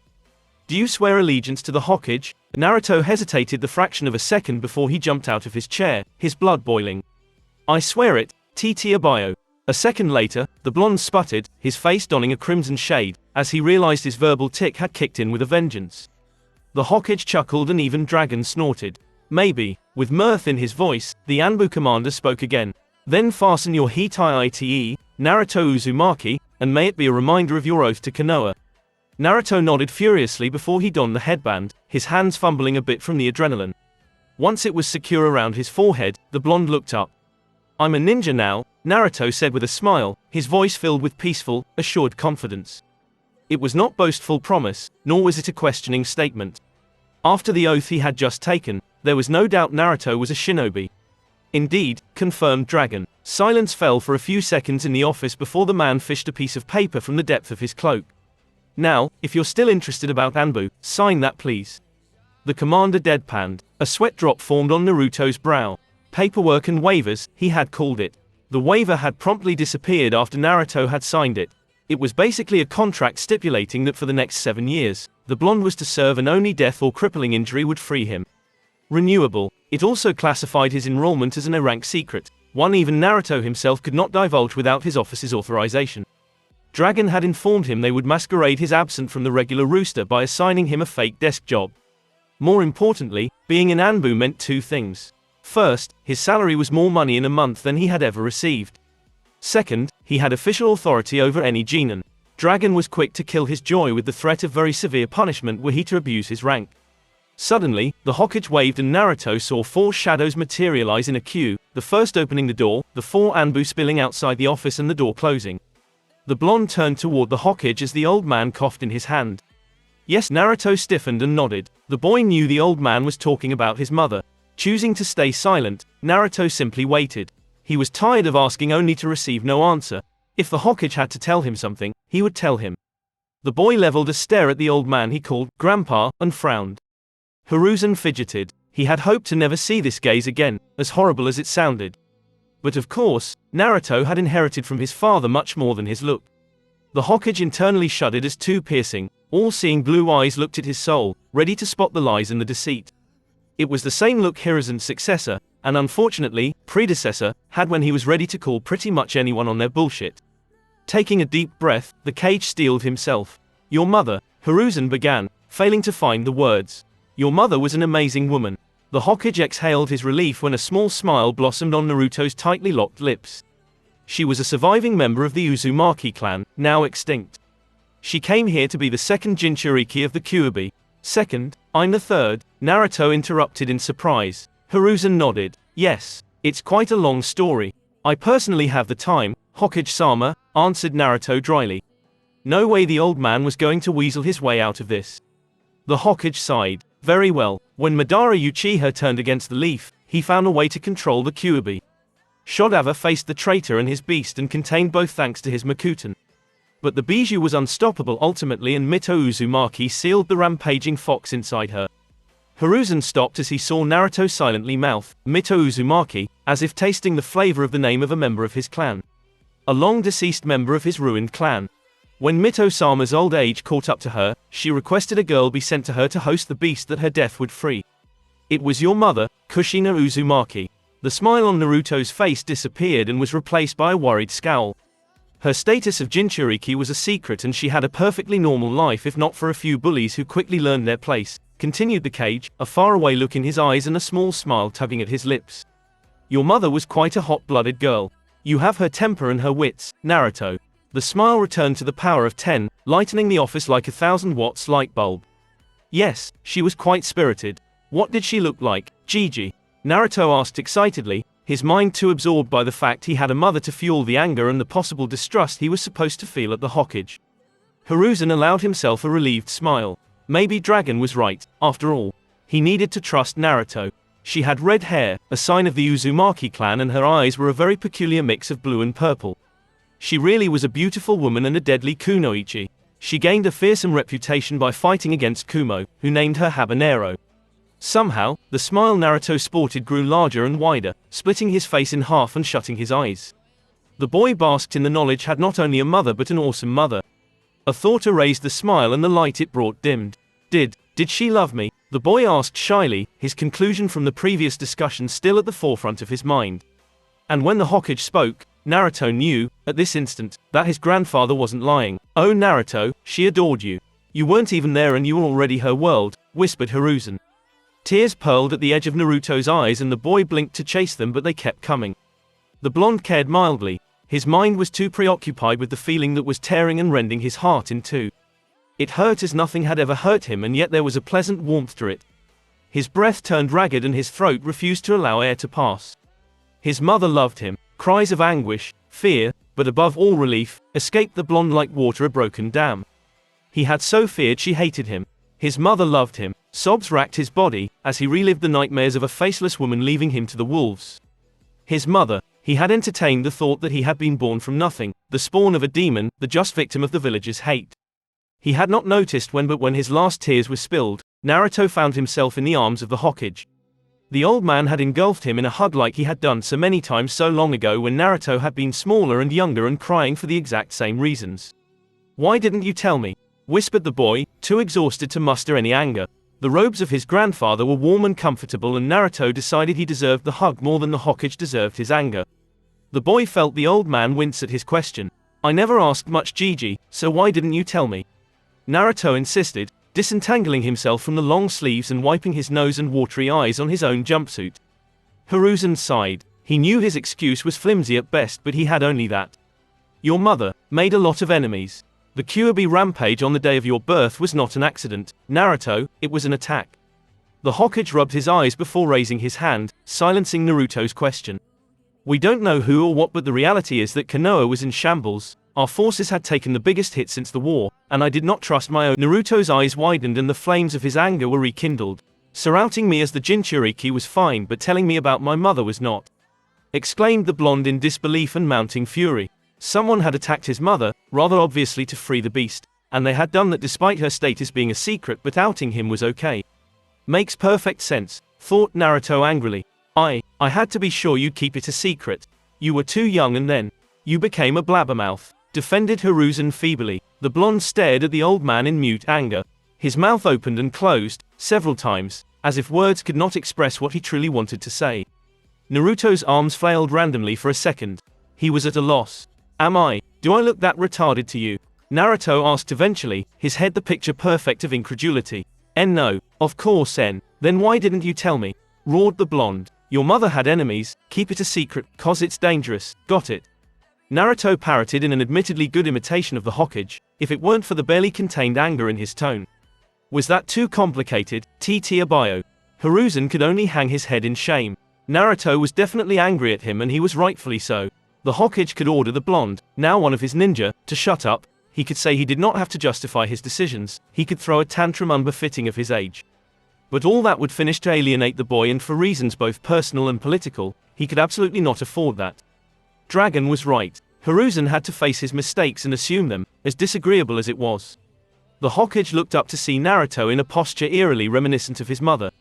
His arms were crossed on his chest and his weight was on his left foot, while the right one was impatiently tapping the floor.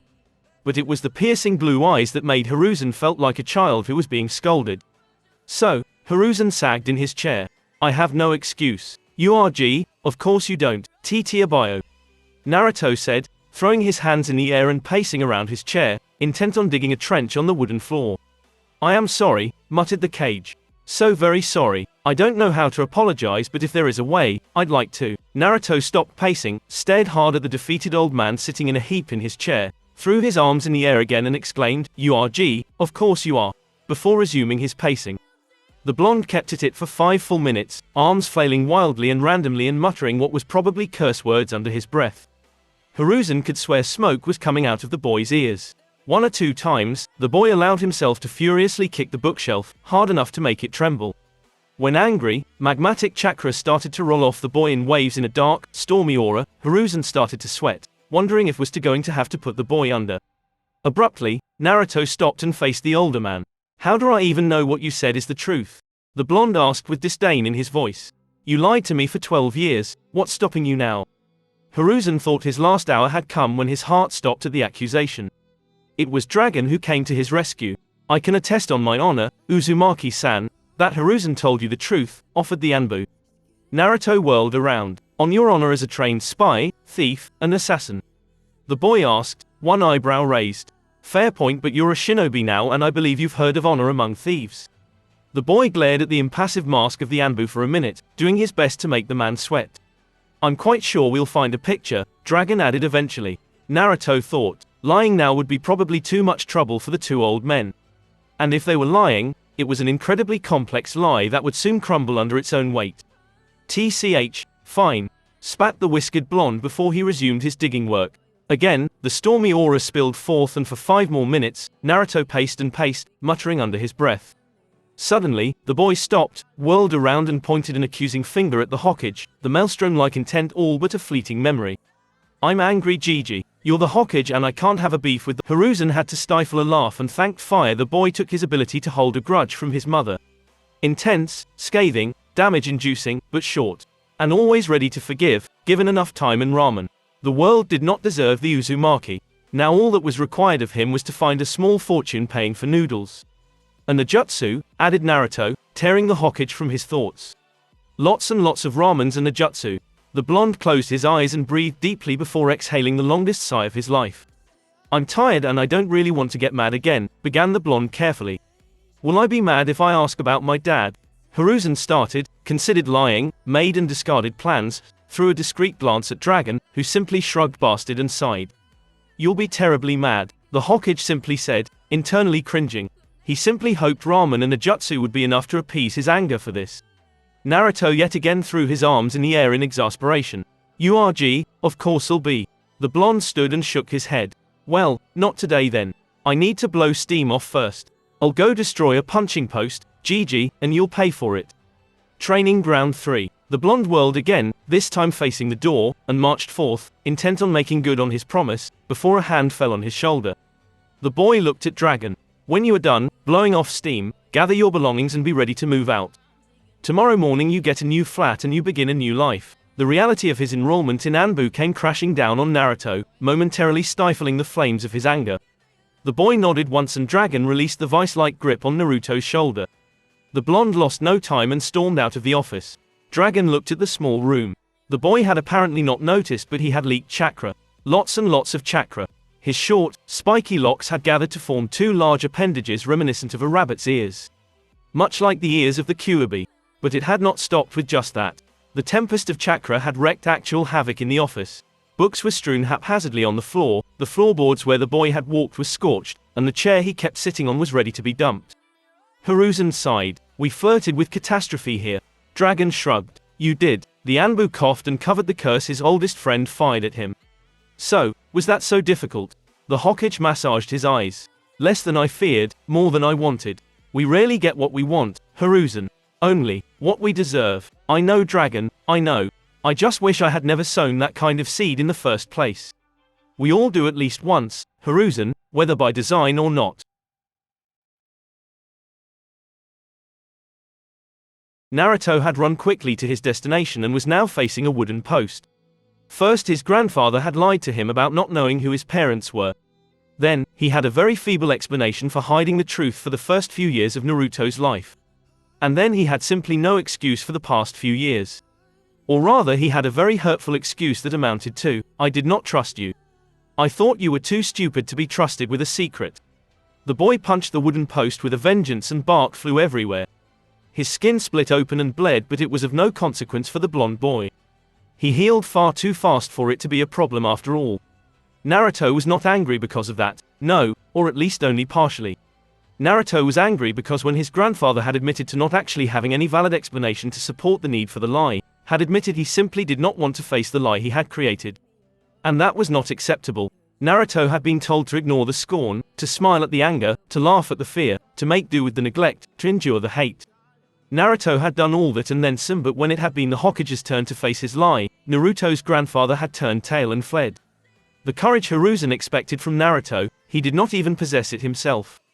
The boy kicked at the training post, sidestepped, threw a punch, withdrew only to step in again with an elbow strike. Pieces of bark and blood were flying everywhere, but Naruto did not care. The pain was keeping part of his mind busy and allowed the blonde to work through his anger. Naruto was angry, but above all, he was disappointed. Was that all the Hokage, the guardian of the leaf, amounted to? An old man who would sooner dig deeper and plant his head in the ground than admit to his mistakes and face the anger of a scorned 12 years old. The boy sighed and halted his self-destructing venting. The training post showed deep, barkless, fist impacts. The blonde's hands were bleeding despite the calluses. The boy sighed and halted his self-destructing venting. The training post showed deep, barkless, fist impacts. The blonde's hands were bleeding despite the calluses. Was it worth it to stay angry? What for? Being angry was unpleasant, exhausting, and accomplished nothing ultimately. Being angry at something was akin to dwelling on it. Naruto shook his head. Naruto Uzumaki did not dwell on things, it was not his way. But doubt would stay at the forefront of his mind. He had no idea of the extent of the web of lies the Hokage had weaved around him, so Naruto would not trust so blindly again. And it would go for anyone. At least there was a lesson in all this debacle. A man could be old, wise, and a war veteran, at the end of the day, he was still a man. They weren't more trustworthy, they weren't above making mistakes, and they weren't necessarily brave. Chapter 3 Konoha. When Naruto left the training ground and went back to his rundown flat, his knuckles long healed, 2 cardboard boxes were waiting for him outside his door. One was labeled, Keep, and had a folded piece of paper inside, the other was marked, Throw.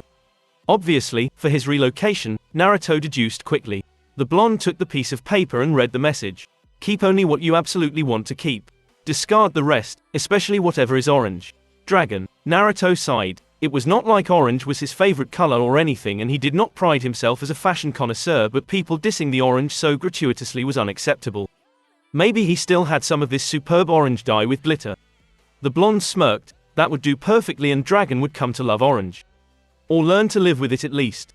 His smirk turned to a mischievous grin and Naruto rubbed his hands. He had a plan forming already.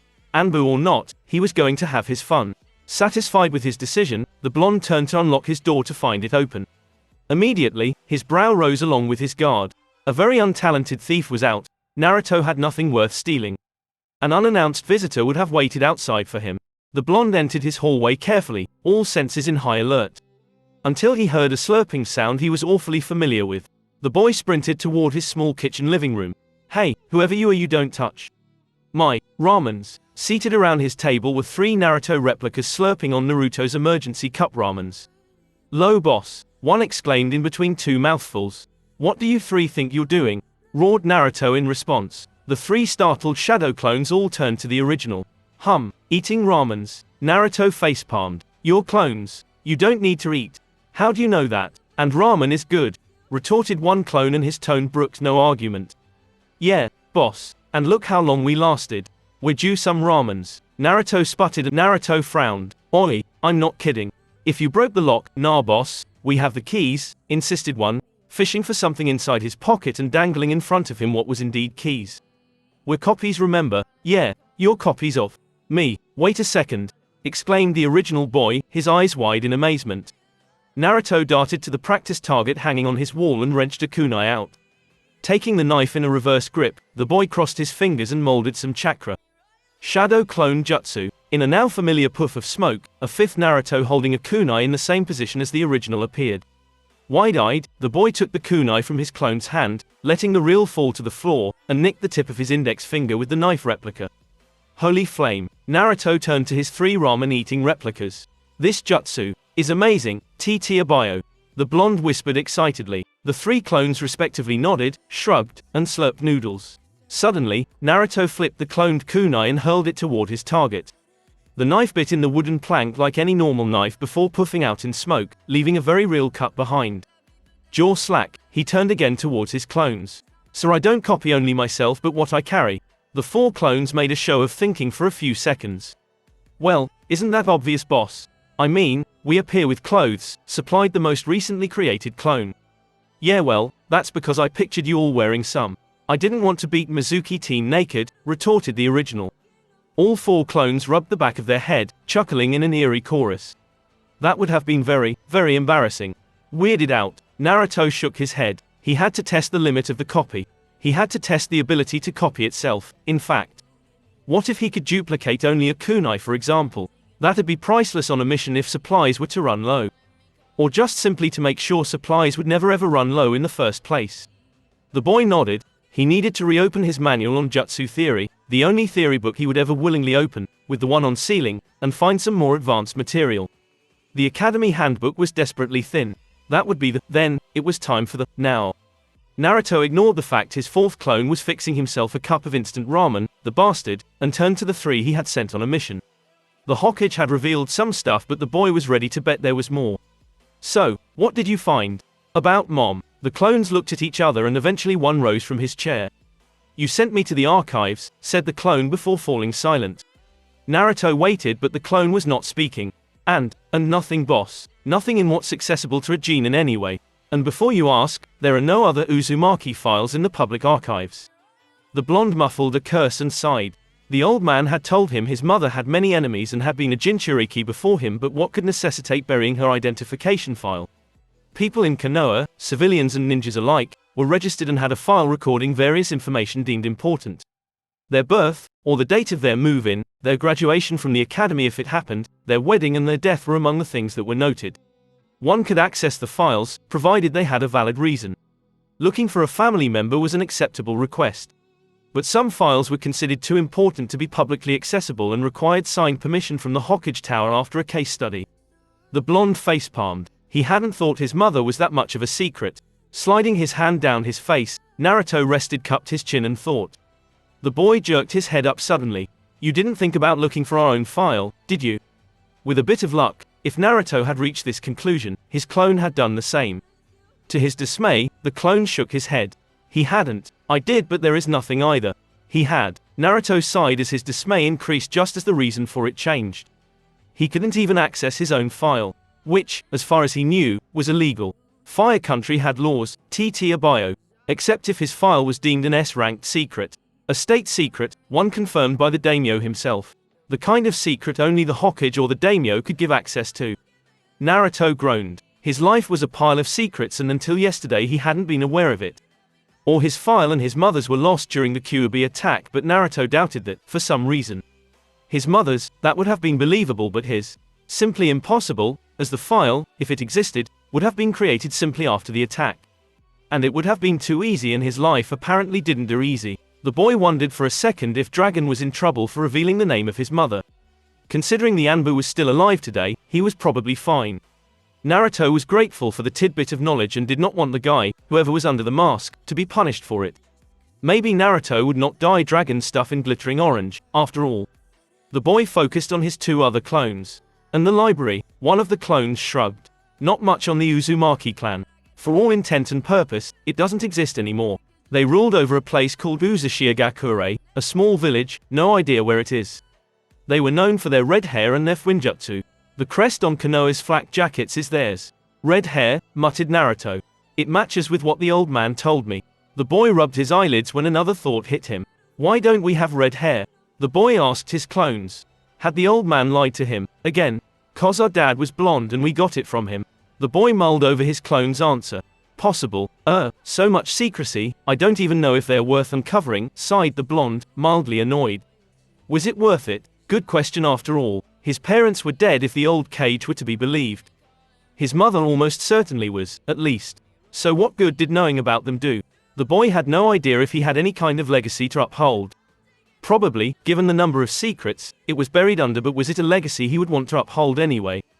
Being Kumo's boogeyman did sound cool, but Naruto wasn't sure it was supposed to be a goal in life. The boy wondered for a second if Dragon was in trouble for revealing the name of his mother. Considering the Anbu was still alive today, he was probably fine. Naruto was grateful for the tidbit of knowledge and did not want the guy, whoever was under the mask, to be punished for it. Maybe Naruto would not dye Dragon stuff in glittering orange, after all. The boy focused on his two other clones. And the library, one of the clones shrugged. Not much on the Uzumaki clan. For all intent and purpose, it doesn't exist anymore. They ruled over a place called Uzushiogakure, a small village, no idea where it is. They were known for their red hair and their fuinjutsu. The crest on Konoha's flak jackets is theirs. Red hair, muttered Naruto. It matches with what the old man told me. The boy rubbed his eyelids when another thought hit him. Why don't we have red hair? The boy asked his clones. Had the old man lied to him, again? 'Cause our dad was blonde and we got it from him. The boy mulled over his clone's answer. Possible. So much secrecy, I don't even know if they're worth uncovering, sighed the blonde, mildly annoyed. Was it worth it? Good question after all. His parents were dead if the old cage were to be believed. His mother almost certainly was, at least. So what good did knowing about them do? The boy had no idea if he had any kind of legacy to uphold. Probably, given the number of secrets, it was buried under, but was it a legacy he would want to uphold anyway? Being Kumo's boogeyman did sound cool, but Naruto wasn't sure it was supposed to be a goal in life. Or he did, and his parents simply had been people whose faith in the village had been complete. Complete and blind. Much like the fourths and his grandfathers had been before the villagers revealed they were assholes, treating one innocent little child who bore a demon inside him like the plague. Even if said child had no say in the matter. Naruto grabbed the original kunai he had let fall on his floor and hurled it at his target practice. The knife split the wood and buried itself in the wall behind. The blonde was breathing raggedly. He did not want to be angry, but it did not mean he was not. To think he had longed for their acknowledgement. To think he still longed for it, in some way or another. The blonde sat back down on his sofa and exhaled before he breathed in deeply, holding the air inside his lungs, puffing his cheeks. Losing himself in conjectures was useless and didn't help, especially considering the current state of his temper. But what if, curiosity is definitely the worst of humanity's flaw, screamed the blonde suddenly, startling the youngest clone. The three oldest only nodded, apparently not surprised, features set in a picture of seriousness. Yup, we came to the same conclusion, offered one. Yeah, finish your ramen and dispel, Naruto answered, waving his hand at them. Eat me? Asked the youngest, in between noodles. Especially you. The four clones nodded in unison and they hurriedly finished their ramens before dispelling. Naruto felt his left eye twitch and a weird pain throbbed behind his skull for a second. The blonde took a moment to consider the sudden headache. He had noticed the same thing happening after dispelling the little army of clones he had created to tenderize Mizuki. The pain had been head-splitting then and lasted for maybe a minute or two, he wasn't sure. He had ignored it because he was more worried about Iruka's wounds just now. The pain had been mild and it had already disappeared. Dispelling shadow clones somehow caused a headache, with intensity and duration related to the number of clones. Naruto nodded and took a mental note of it. He had to test it, or ask about it even. With a bit of chance, he wasn't the only one who knew the jutsu. Or he was, because it was kind of supposed to be a forbidden technique. Naruto frowned. He had to ask his grandfather. He was loath to ask anything from the old man right now, but if someone knew about the shadow clone, it was the professor. He'd still ask his future Anbu colleagues first. Naruto shook his head and rose from his couch. Asking himself questions he did not have the answers to in an exercise of pointlessness could wait. Right now, he had 2 boxes to fill. The sorting was quick. Naruto's possessions could be summarized to a pair of green goggles, a toad-shaped purse, his personal notebook about Fuinjutsu, and a collection of orange jumpsuits plus various other shirts and shorts he rarely wore nowadays. Most of the clothes were too small for him anyway. With a heart-wrenching sigh, the blonde dumped his jumpsuits in the biggest box of the 2. The one labeled, "Throw." The boy cried fake tears for a minute in remembrance of his trusty, comfortable, warm during winter, cool during summer, all-around awesome orange garments. He then proceeded to try and see which shirts and pants were still fitting. Anbu or not, maybe the orange jumpsuit did do him a disservice, after all. With some civilian clothes neatly folded and away in the keep box with his goggles, his trusty nightcap, and his Fuinjutsu notebook, the boy gathered the rest. His soap, towels, pajamas, his academy manuals, with which had no idea what to do, and everything he had accumulated over the years, and it did not account to much, found its way in the throw box. Honestly, if Anbu was providing him with what he needed, there was no reason to keep bargain price stuff.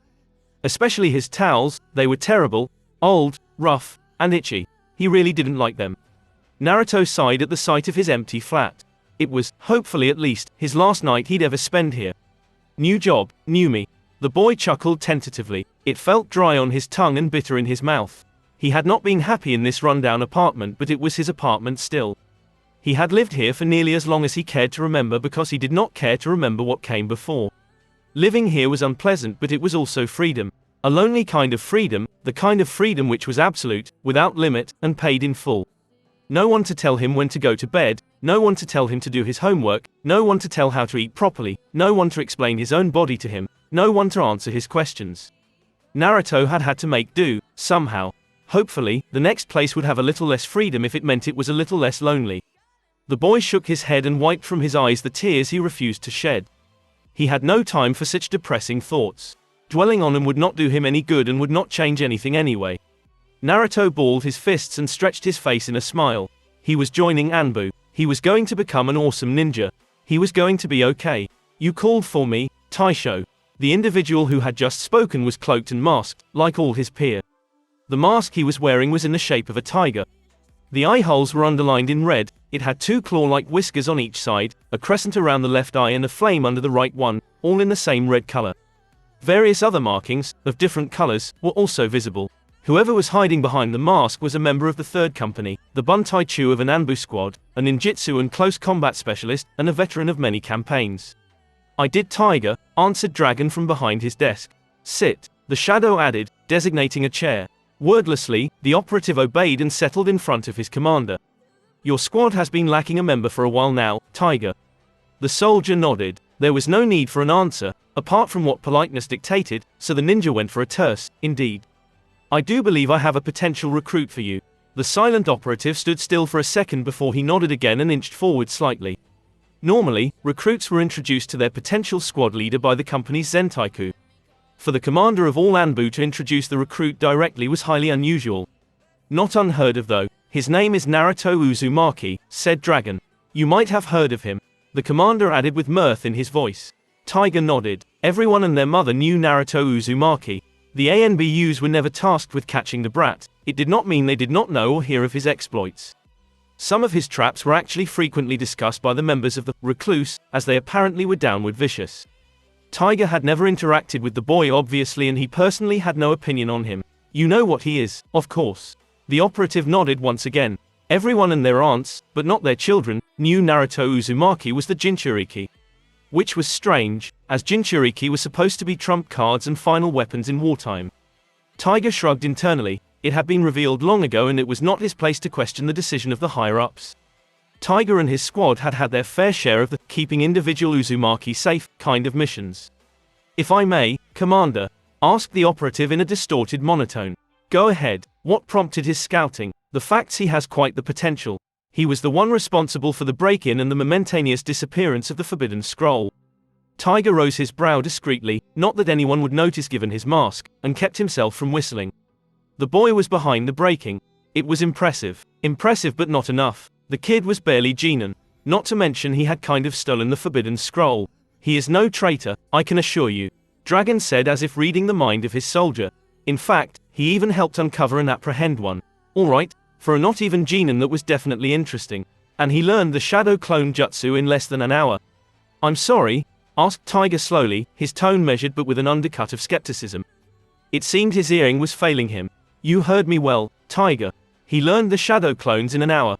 He used self-developed Fuinjutsu-based genjutsu to conceal himself during his break-in, got in the most insane way possible without using a shred of his chakra, and helped us catch a traitor. That alone is worthy of interest. But I've had the boy monitored for a while now and I can vouch for his potential.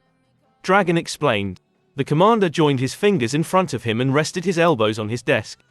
You do not lead 20 Chunin on a 3 hours chase and virtually kill 17 of them by luck alone, Tiger. Virtual kill, that is how we count the victims of those who fall in his traps during his pranks. Considering some Chunin trigger multiple traps, it's not even an accurate measure. If those traps weren't harmless, we would have a shortage of shinobi. The Chunin could trigger the traps knowing full well they don't risk anything, remarked the operative.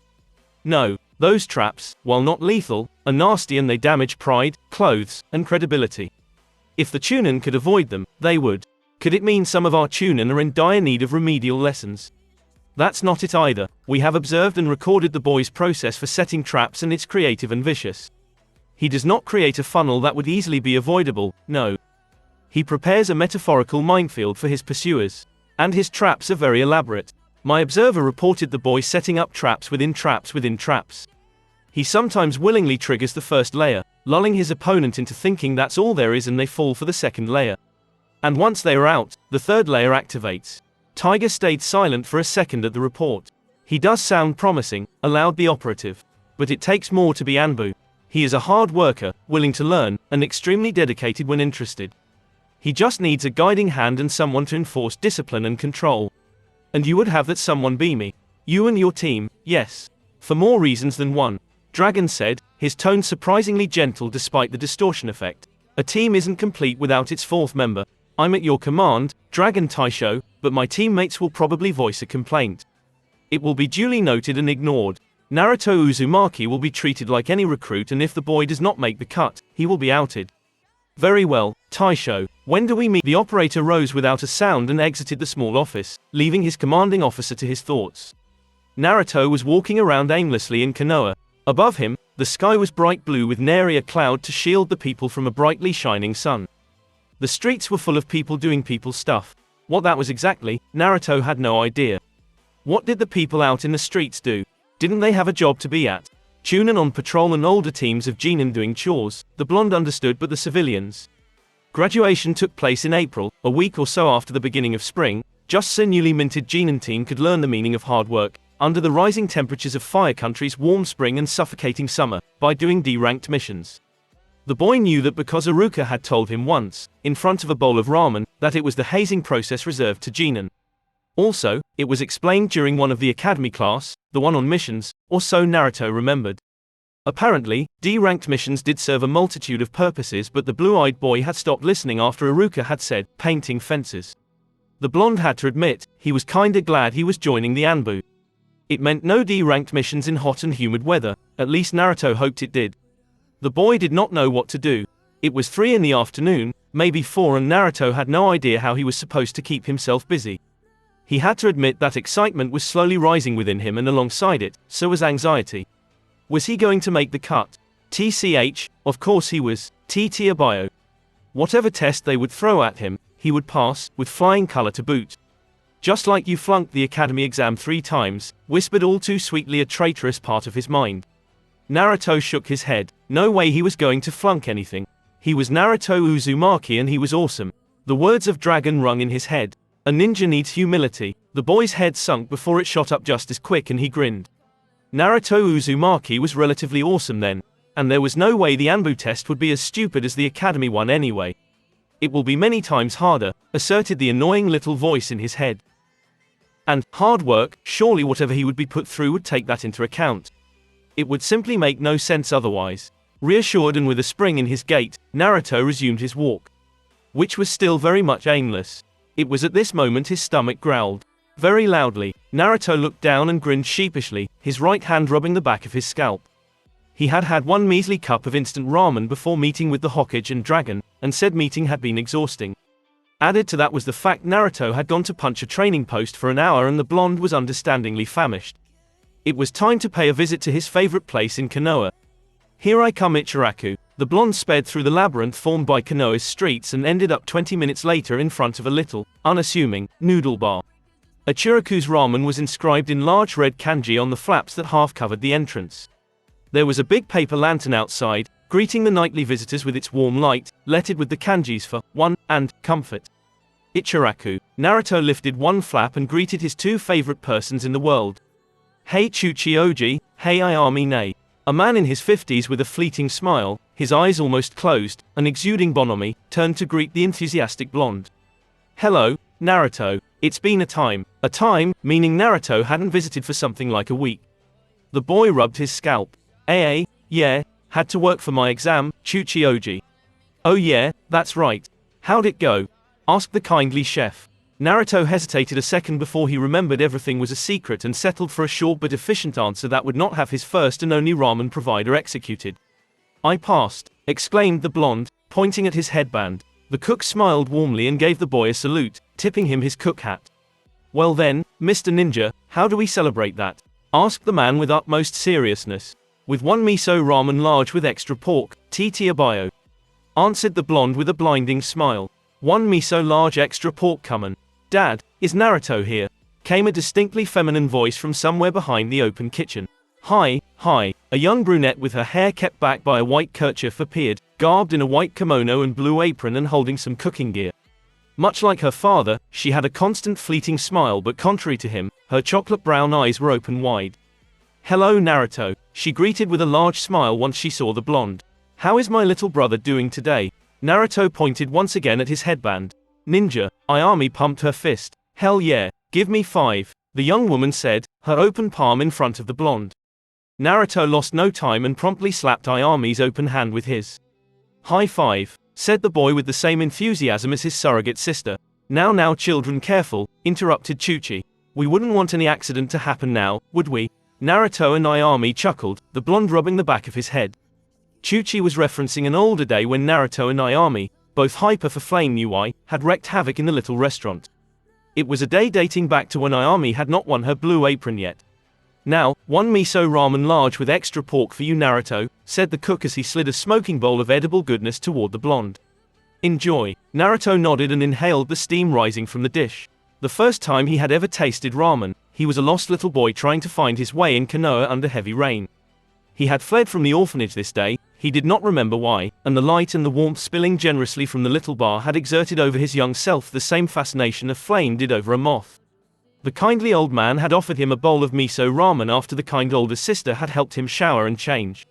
He had not gone back to the orphanage, instead, the Hokage had given him his flat. Since then, Naruto was a regular of Ichiraku's right hand. Itadakimasu, the blonde exclaimed loudly before vacuuming the content of the bowl. So Naruto, you have to tell me how it went, said Ayami excitedly over whatever it was she was doing in her kitchen.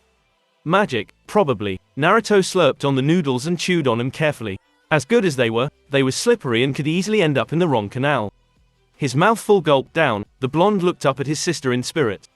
Well, nothing much. We got a boring written test, began Naruto.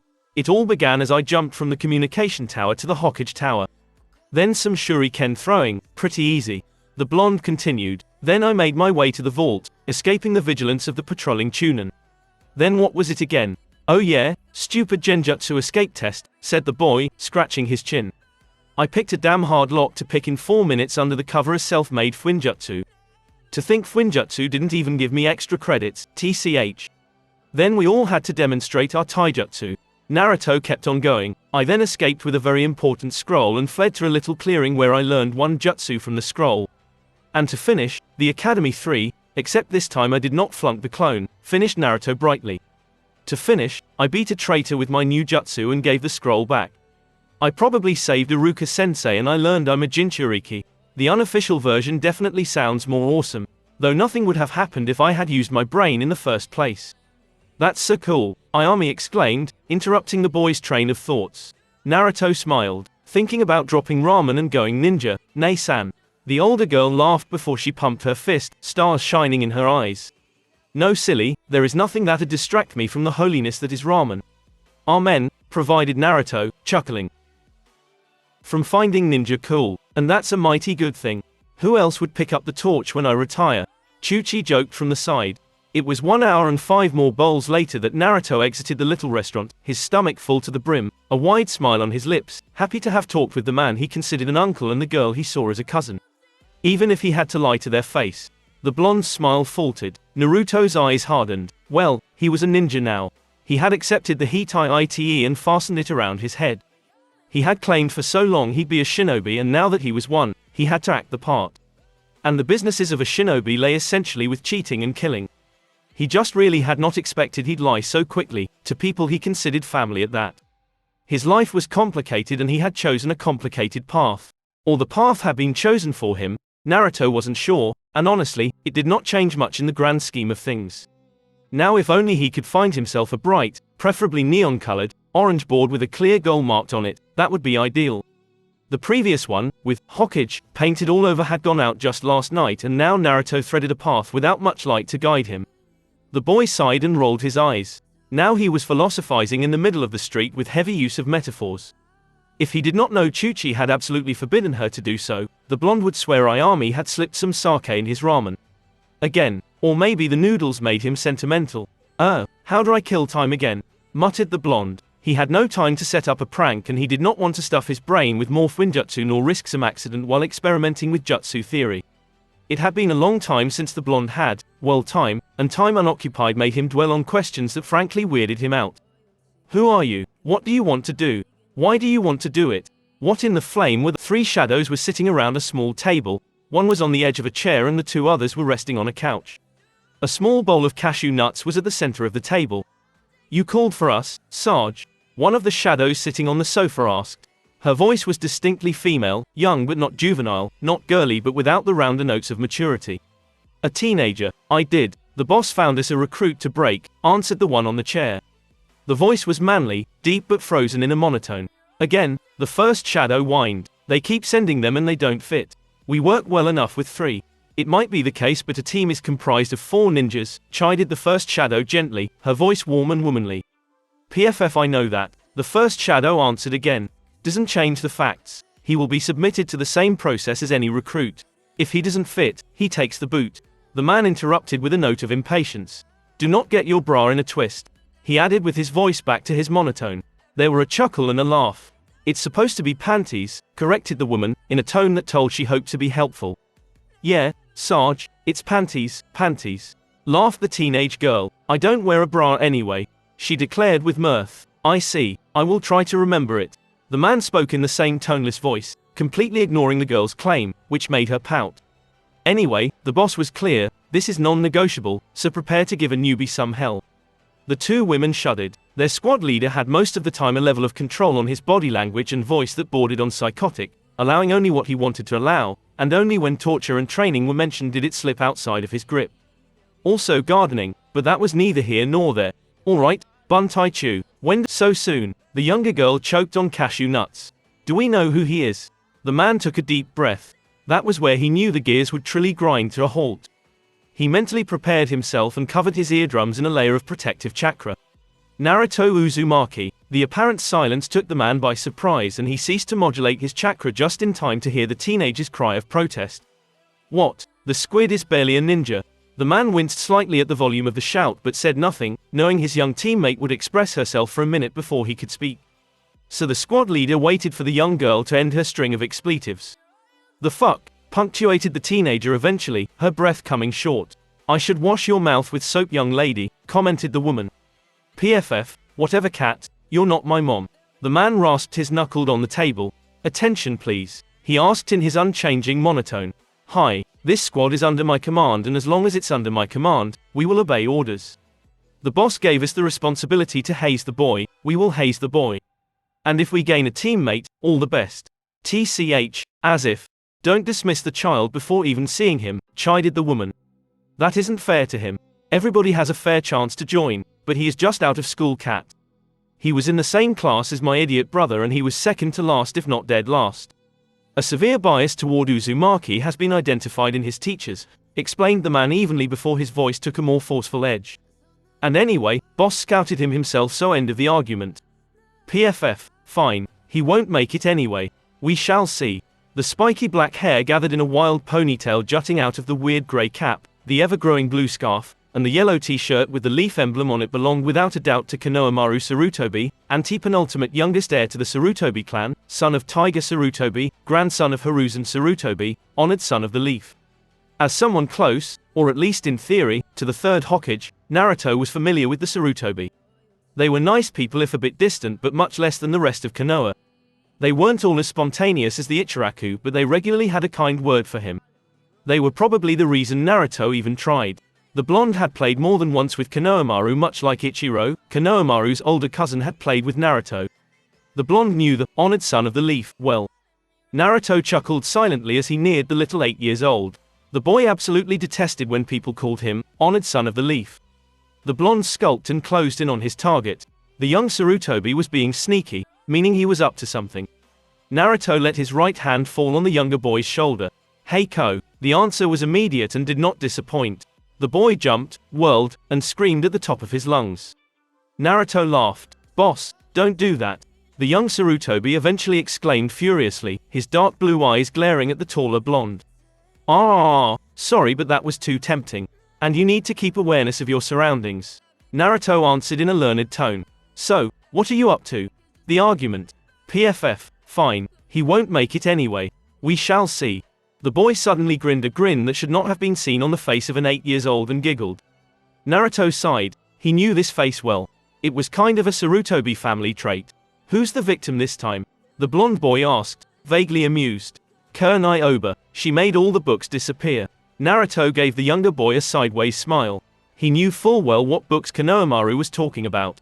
They were small, orange, perverted, and generally disgusted Kunai Yuhi Sarutobi, Konohamaru's aunt. And what are you going to do? Naruto asked, mildly curious. The boy rummaged in the folds of his scarf. Naruto could swear this thing was unnatural and brandished a pair of silk panties and an assorted bra. The blonde fought a slight blush at the sight of the rather risque lingerie. She's with her friends at the Dango place. I'm a run around with it on my head, the little boy exclaimed mischievously. You're so gonna die, deadpanned Naruto. TCH, she'll need to catch me, assured the brown-haired boy. She's a jonin, Ko. Even I don't outrun them. Naruto retorted. Well, most of them, I don't. The blonde added as a second thought. Anyway, she'll catch you and I don't even want to imagine what she'll do to you. This through, did I? Naruto shook his head at the obvious conclusion. No, you didn't. So how to make it better? Asked the blonde in a tone that was eerily reminiscent of one a teacher would use during a lecture. Konohamaru replaced the lingerie in his scarf and took his chin in his hands. After a few seconds, the boy looked up at Naruto, his dark blue eyes asking silently for help. Alright, remember Ko, simplify the question. What's the goal? To embarrass Aunt Kunai, exclaimed the Sarutobi. How? By showing her perverted lingerie around. What happens if she catches you? Konohamaru shuddered. She'll place me in one of her genjutsu. Can you escape by running? No. Then what's the question? Konohamaru pondered a few moments before answering. How do I keep her from moving? The boy hesitantly said. Naruto nodded with a bright smile. Good, maybe I'll manage to do something with you. Now, what do you propose? A trap. Naruto nodded again, thoughtfully this time. A possibility, but again, she is a jonin. You'd need a damn strong trap to surprise her and keep her immobilized. Then, I don't know. Konohamaru slumped in defeat. The taller blonde boy grinned. Normally you'd be a bit young, but there is another tactic. The brown-haired child looked up hopefully. Another tactic, boss. A mischievous glint shone into azure blue eyes, an unsaid promise of fun and embarrassment. Have you ever heard the term shock and awe, Ko? The younger boy shook his head frantically, his mind already sold on the idea, whatever it was. Shock and awe sounded absolutely awesome. Remember my special henge? The Sarutobi nodded with stars in his eyes. Naruto had a special henge thanks to which he had stolen the grandfather's hat numerous times. Let's alter it a little, shall we? 1 hour later and the two boys were observing a certain dango shop from the low roof of a building across the street. Roof they had accessed thanks to Konohamaru's scarf unnatural, really, and were now camping on. When are they meeting again? Asked Naruto to his companion. Or was the boy his underling? Konohamaru did call him boss after all. They should be here any time. No, hey. There they are, the Sarutobi answered in a shout whisper. And indeed, 3 women were settling down at the dango shop's terrace. One had long, flowing dark hair, peculiar red eyes, and a dress that frankly, Naruto could not explain. It was Kurenai, their target. Another, older by a few years, had spiky brown hair, fang-like markings on her cheeks, and was garbed in combat fatigues. A large dog. Naruto was certain it was more a wolf than a dog trailed behind her. Her name was Sume Inuzuka and her presence meant they were probably discovered already. The last woman was a purplet as old as the first, her hair tied in a high ponytail, her clothes could be qualified of open. She was Anko Matarashi, the snake mistress. Naruto cursed silently. The Inuzuka and Matarashi were trackers, meaning they would recognize their scent. The blonde balanced the pros and the cons of continuing with the prank and decided he needed the rush. Alright, we let them settle down and relax, that'll bring the guard down. You have the rest of the plan? Yes, boss. Remember, when you feel it, you relax. Yeah, I know. It's important, Ko. Otherwise, it doesn't work and you are caught. A few minutes later, the 3 women were munching on a variety of dangos and drinking, sake for 2 of them, juice for the red-eyed woman. Suddenly, 2 nondescript boys approached their table. Before any of the ladies could say anything, 2 voice chorused in perfect synchronization. Sexy jutsu. A light puff of smoke later and before the flabbergasted women stood 2 very tall, quite muscular, and very naked men. One was a blonde, the other a brunette, and if one word was to be used to describe them, it would be hunk. They had chiseled muscles glistening under a perfectly tanned skin, their hair were wild but in a very controlled kind of way. One was biting his lower lips in a suggestive manner while the other had a hand in his hair, flexing his biceps. Both were wearing a very risque set of lingerie, red, laced, with small pearl and everything. A small trickle of blood rolled from Anko's nose as the woman eyed the 2 pieces of eye candy, a stupid grin on her face. Sume just exploded in uncontrolled, loud laughter. And Kurenai, poor Kurenai, had recognized her newest set of lingerie, one she hadn't even shown her husband yet, and was inventing a new shade of crimson while trying, and failing, to not look at the 2 Adonis. Hello, ladies. A trickle of blood escaped Kurenai's nose, much to her horror, and it was at this moment she jumped. With blinding speed, she jumped on the 2 impudent boys. She was a married woman by the flame prepared to slaughter them. They were already running at top speed. The Jonin gave chase, leaving behind 1 daydreaming Anko Matarashi and 1 Sume Inuzuka trying not to die from laughter. Naruto and Konohamaru, under the disguise of their sexy jutsu, were running as fast as they could. Naruto nudged the Sarutobi and winked. The other boy nodded and slowed down. Kurenai had quickly caught up to the 2. They weren't fast enough to outrun a Jonin. She was preparing herself to give them a beating they would remember in their next reincarnation when the boys willingly stopped. The Jonin smiled wickedly. They had given up. Good. Ara, Yuhi-san, how are you? One boy, the blonde, dared to ask. Kurenai cracked her knuckles. You're in for a world of pain. She fumed. But bye, Kurenai-san, waved the blonde boy before he, too, went up in smoke. Wide-eyed, Kurenai whirled around once, twice, and then a 3rd time to try and discover where the boys had gone. She was facing their last position, right in front of her, when she noticed a piece of paper floating in the wind. The woman snatched the note and opened it. Gotcha. Kurenai felt the red of anger color her cheeks. She had no proof, of course, but somehow this looked, smelled, and breathed like her nephew and his surrogate brother. Konohamaru Sarutobi, the Jonin roared. On the other side of Konoha, 2 boys, 1 blonde and the other a brunette, were panting heavily. Before they both started laughing hard, falling on their bottom. Did you see her face? Yeah. And when you said, when you said hello ladies, It took 10 minutes before the fit of laughter the 2 boys were subjected to calmed. Panting, Naruto and Konohamaru looked at each other, wide smiles splitting their face. That was an awesome prank, boss, thanks for the help. Naruto smiled. You're welcome, Ko. Hey boss, by the way, how did you do those buncheons? They were extra cool, and I didn't even know you could swap with a person. Naruto weighed the pros and cons of telling his younger brother that the substitution was actually a gamble brought forth by jutsu theory. He knew it was theoretically possible. He had never practiced it. He had bet on the fact that a shadow clone being pure chakra, it would compensate for the complicated mass exchange. He had been proven right. He would need to look into it, of course. I'm awesome like that, Naruto eventually chose to say. Ko was his little brother, the blonde had to maintain a certain level of awe after all. You sure are, boss, said Konohamaru with stars in his eyes. Right, answered the blonde, eyeing the sky. The sun was setting. Alright Ko, that was fun, but you should run to Mogi and Udon. You need your alibi. You got it, boss, the Sarutobi said, rising from his sprawled position. Dusting himself a bit, Konohamaru threw a look at his big brother. When do you visit? Naruto pointed at his forehead. Well, I'm a ninja now, so, what the hell, how did I not notice that? Exclaimed Konohamaru furiously. I'm sorry bro, well done. Naruto waved him off. That's okay Ko, you were focused on the prank, which is good. A constant focus is half the success of a prank.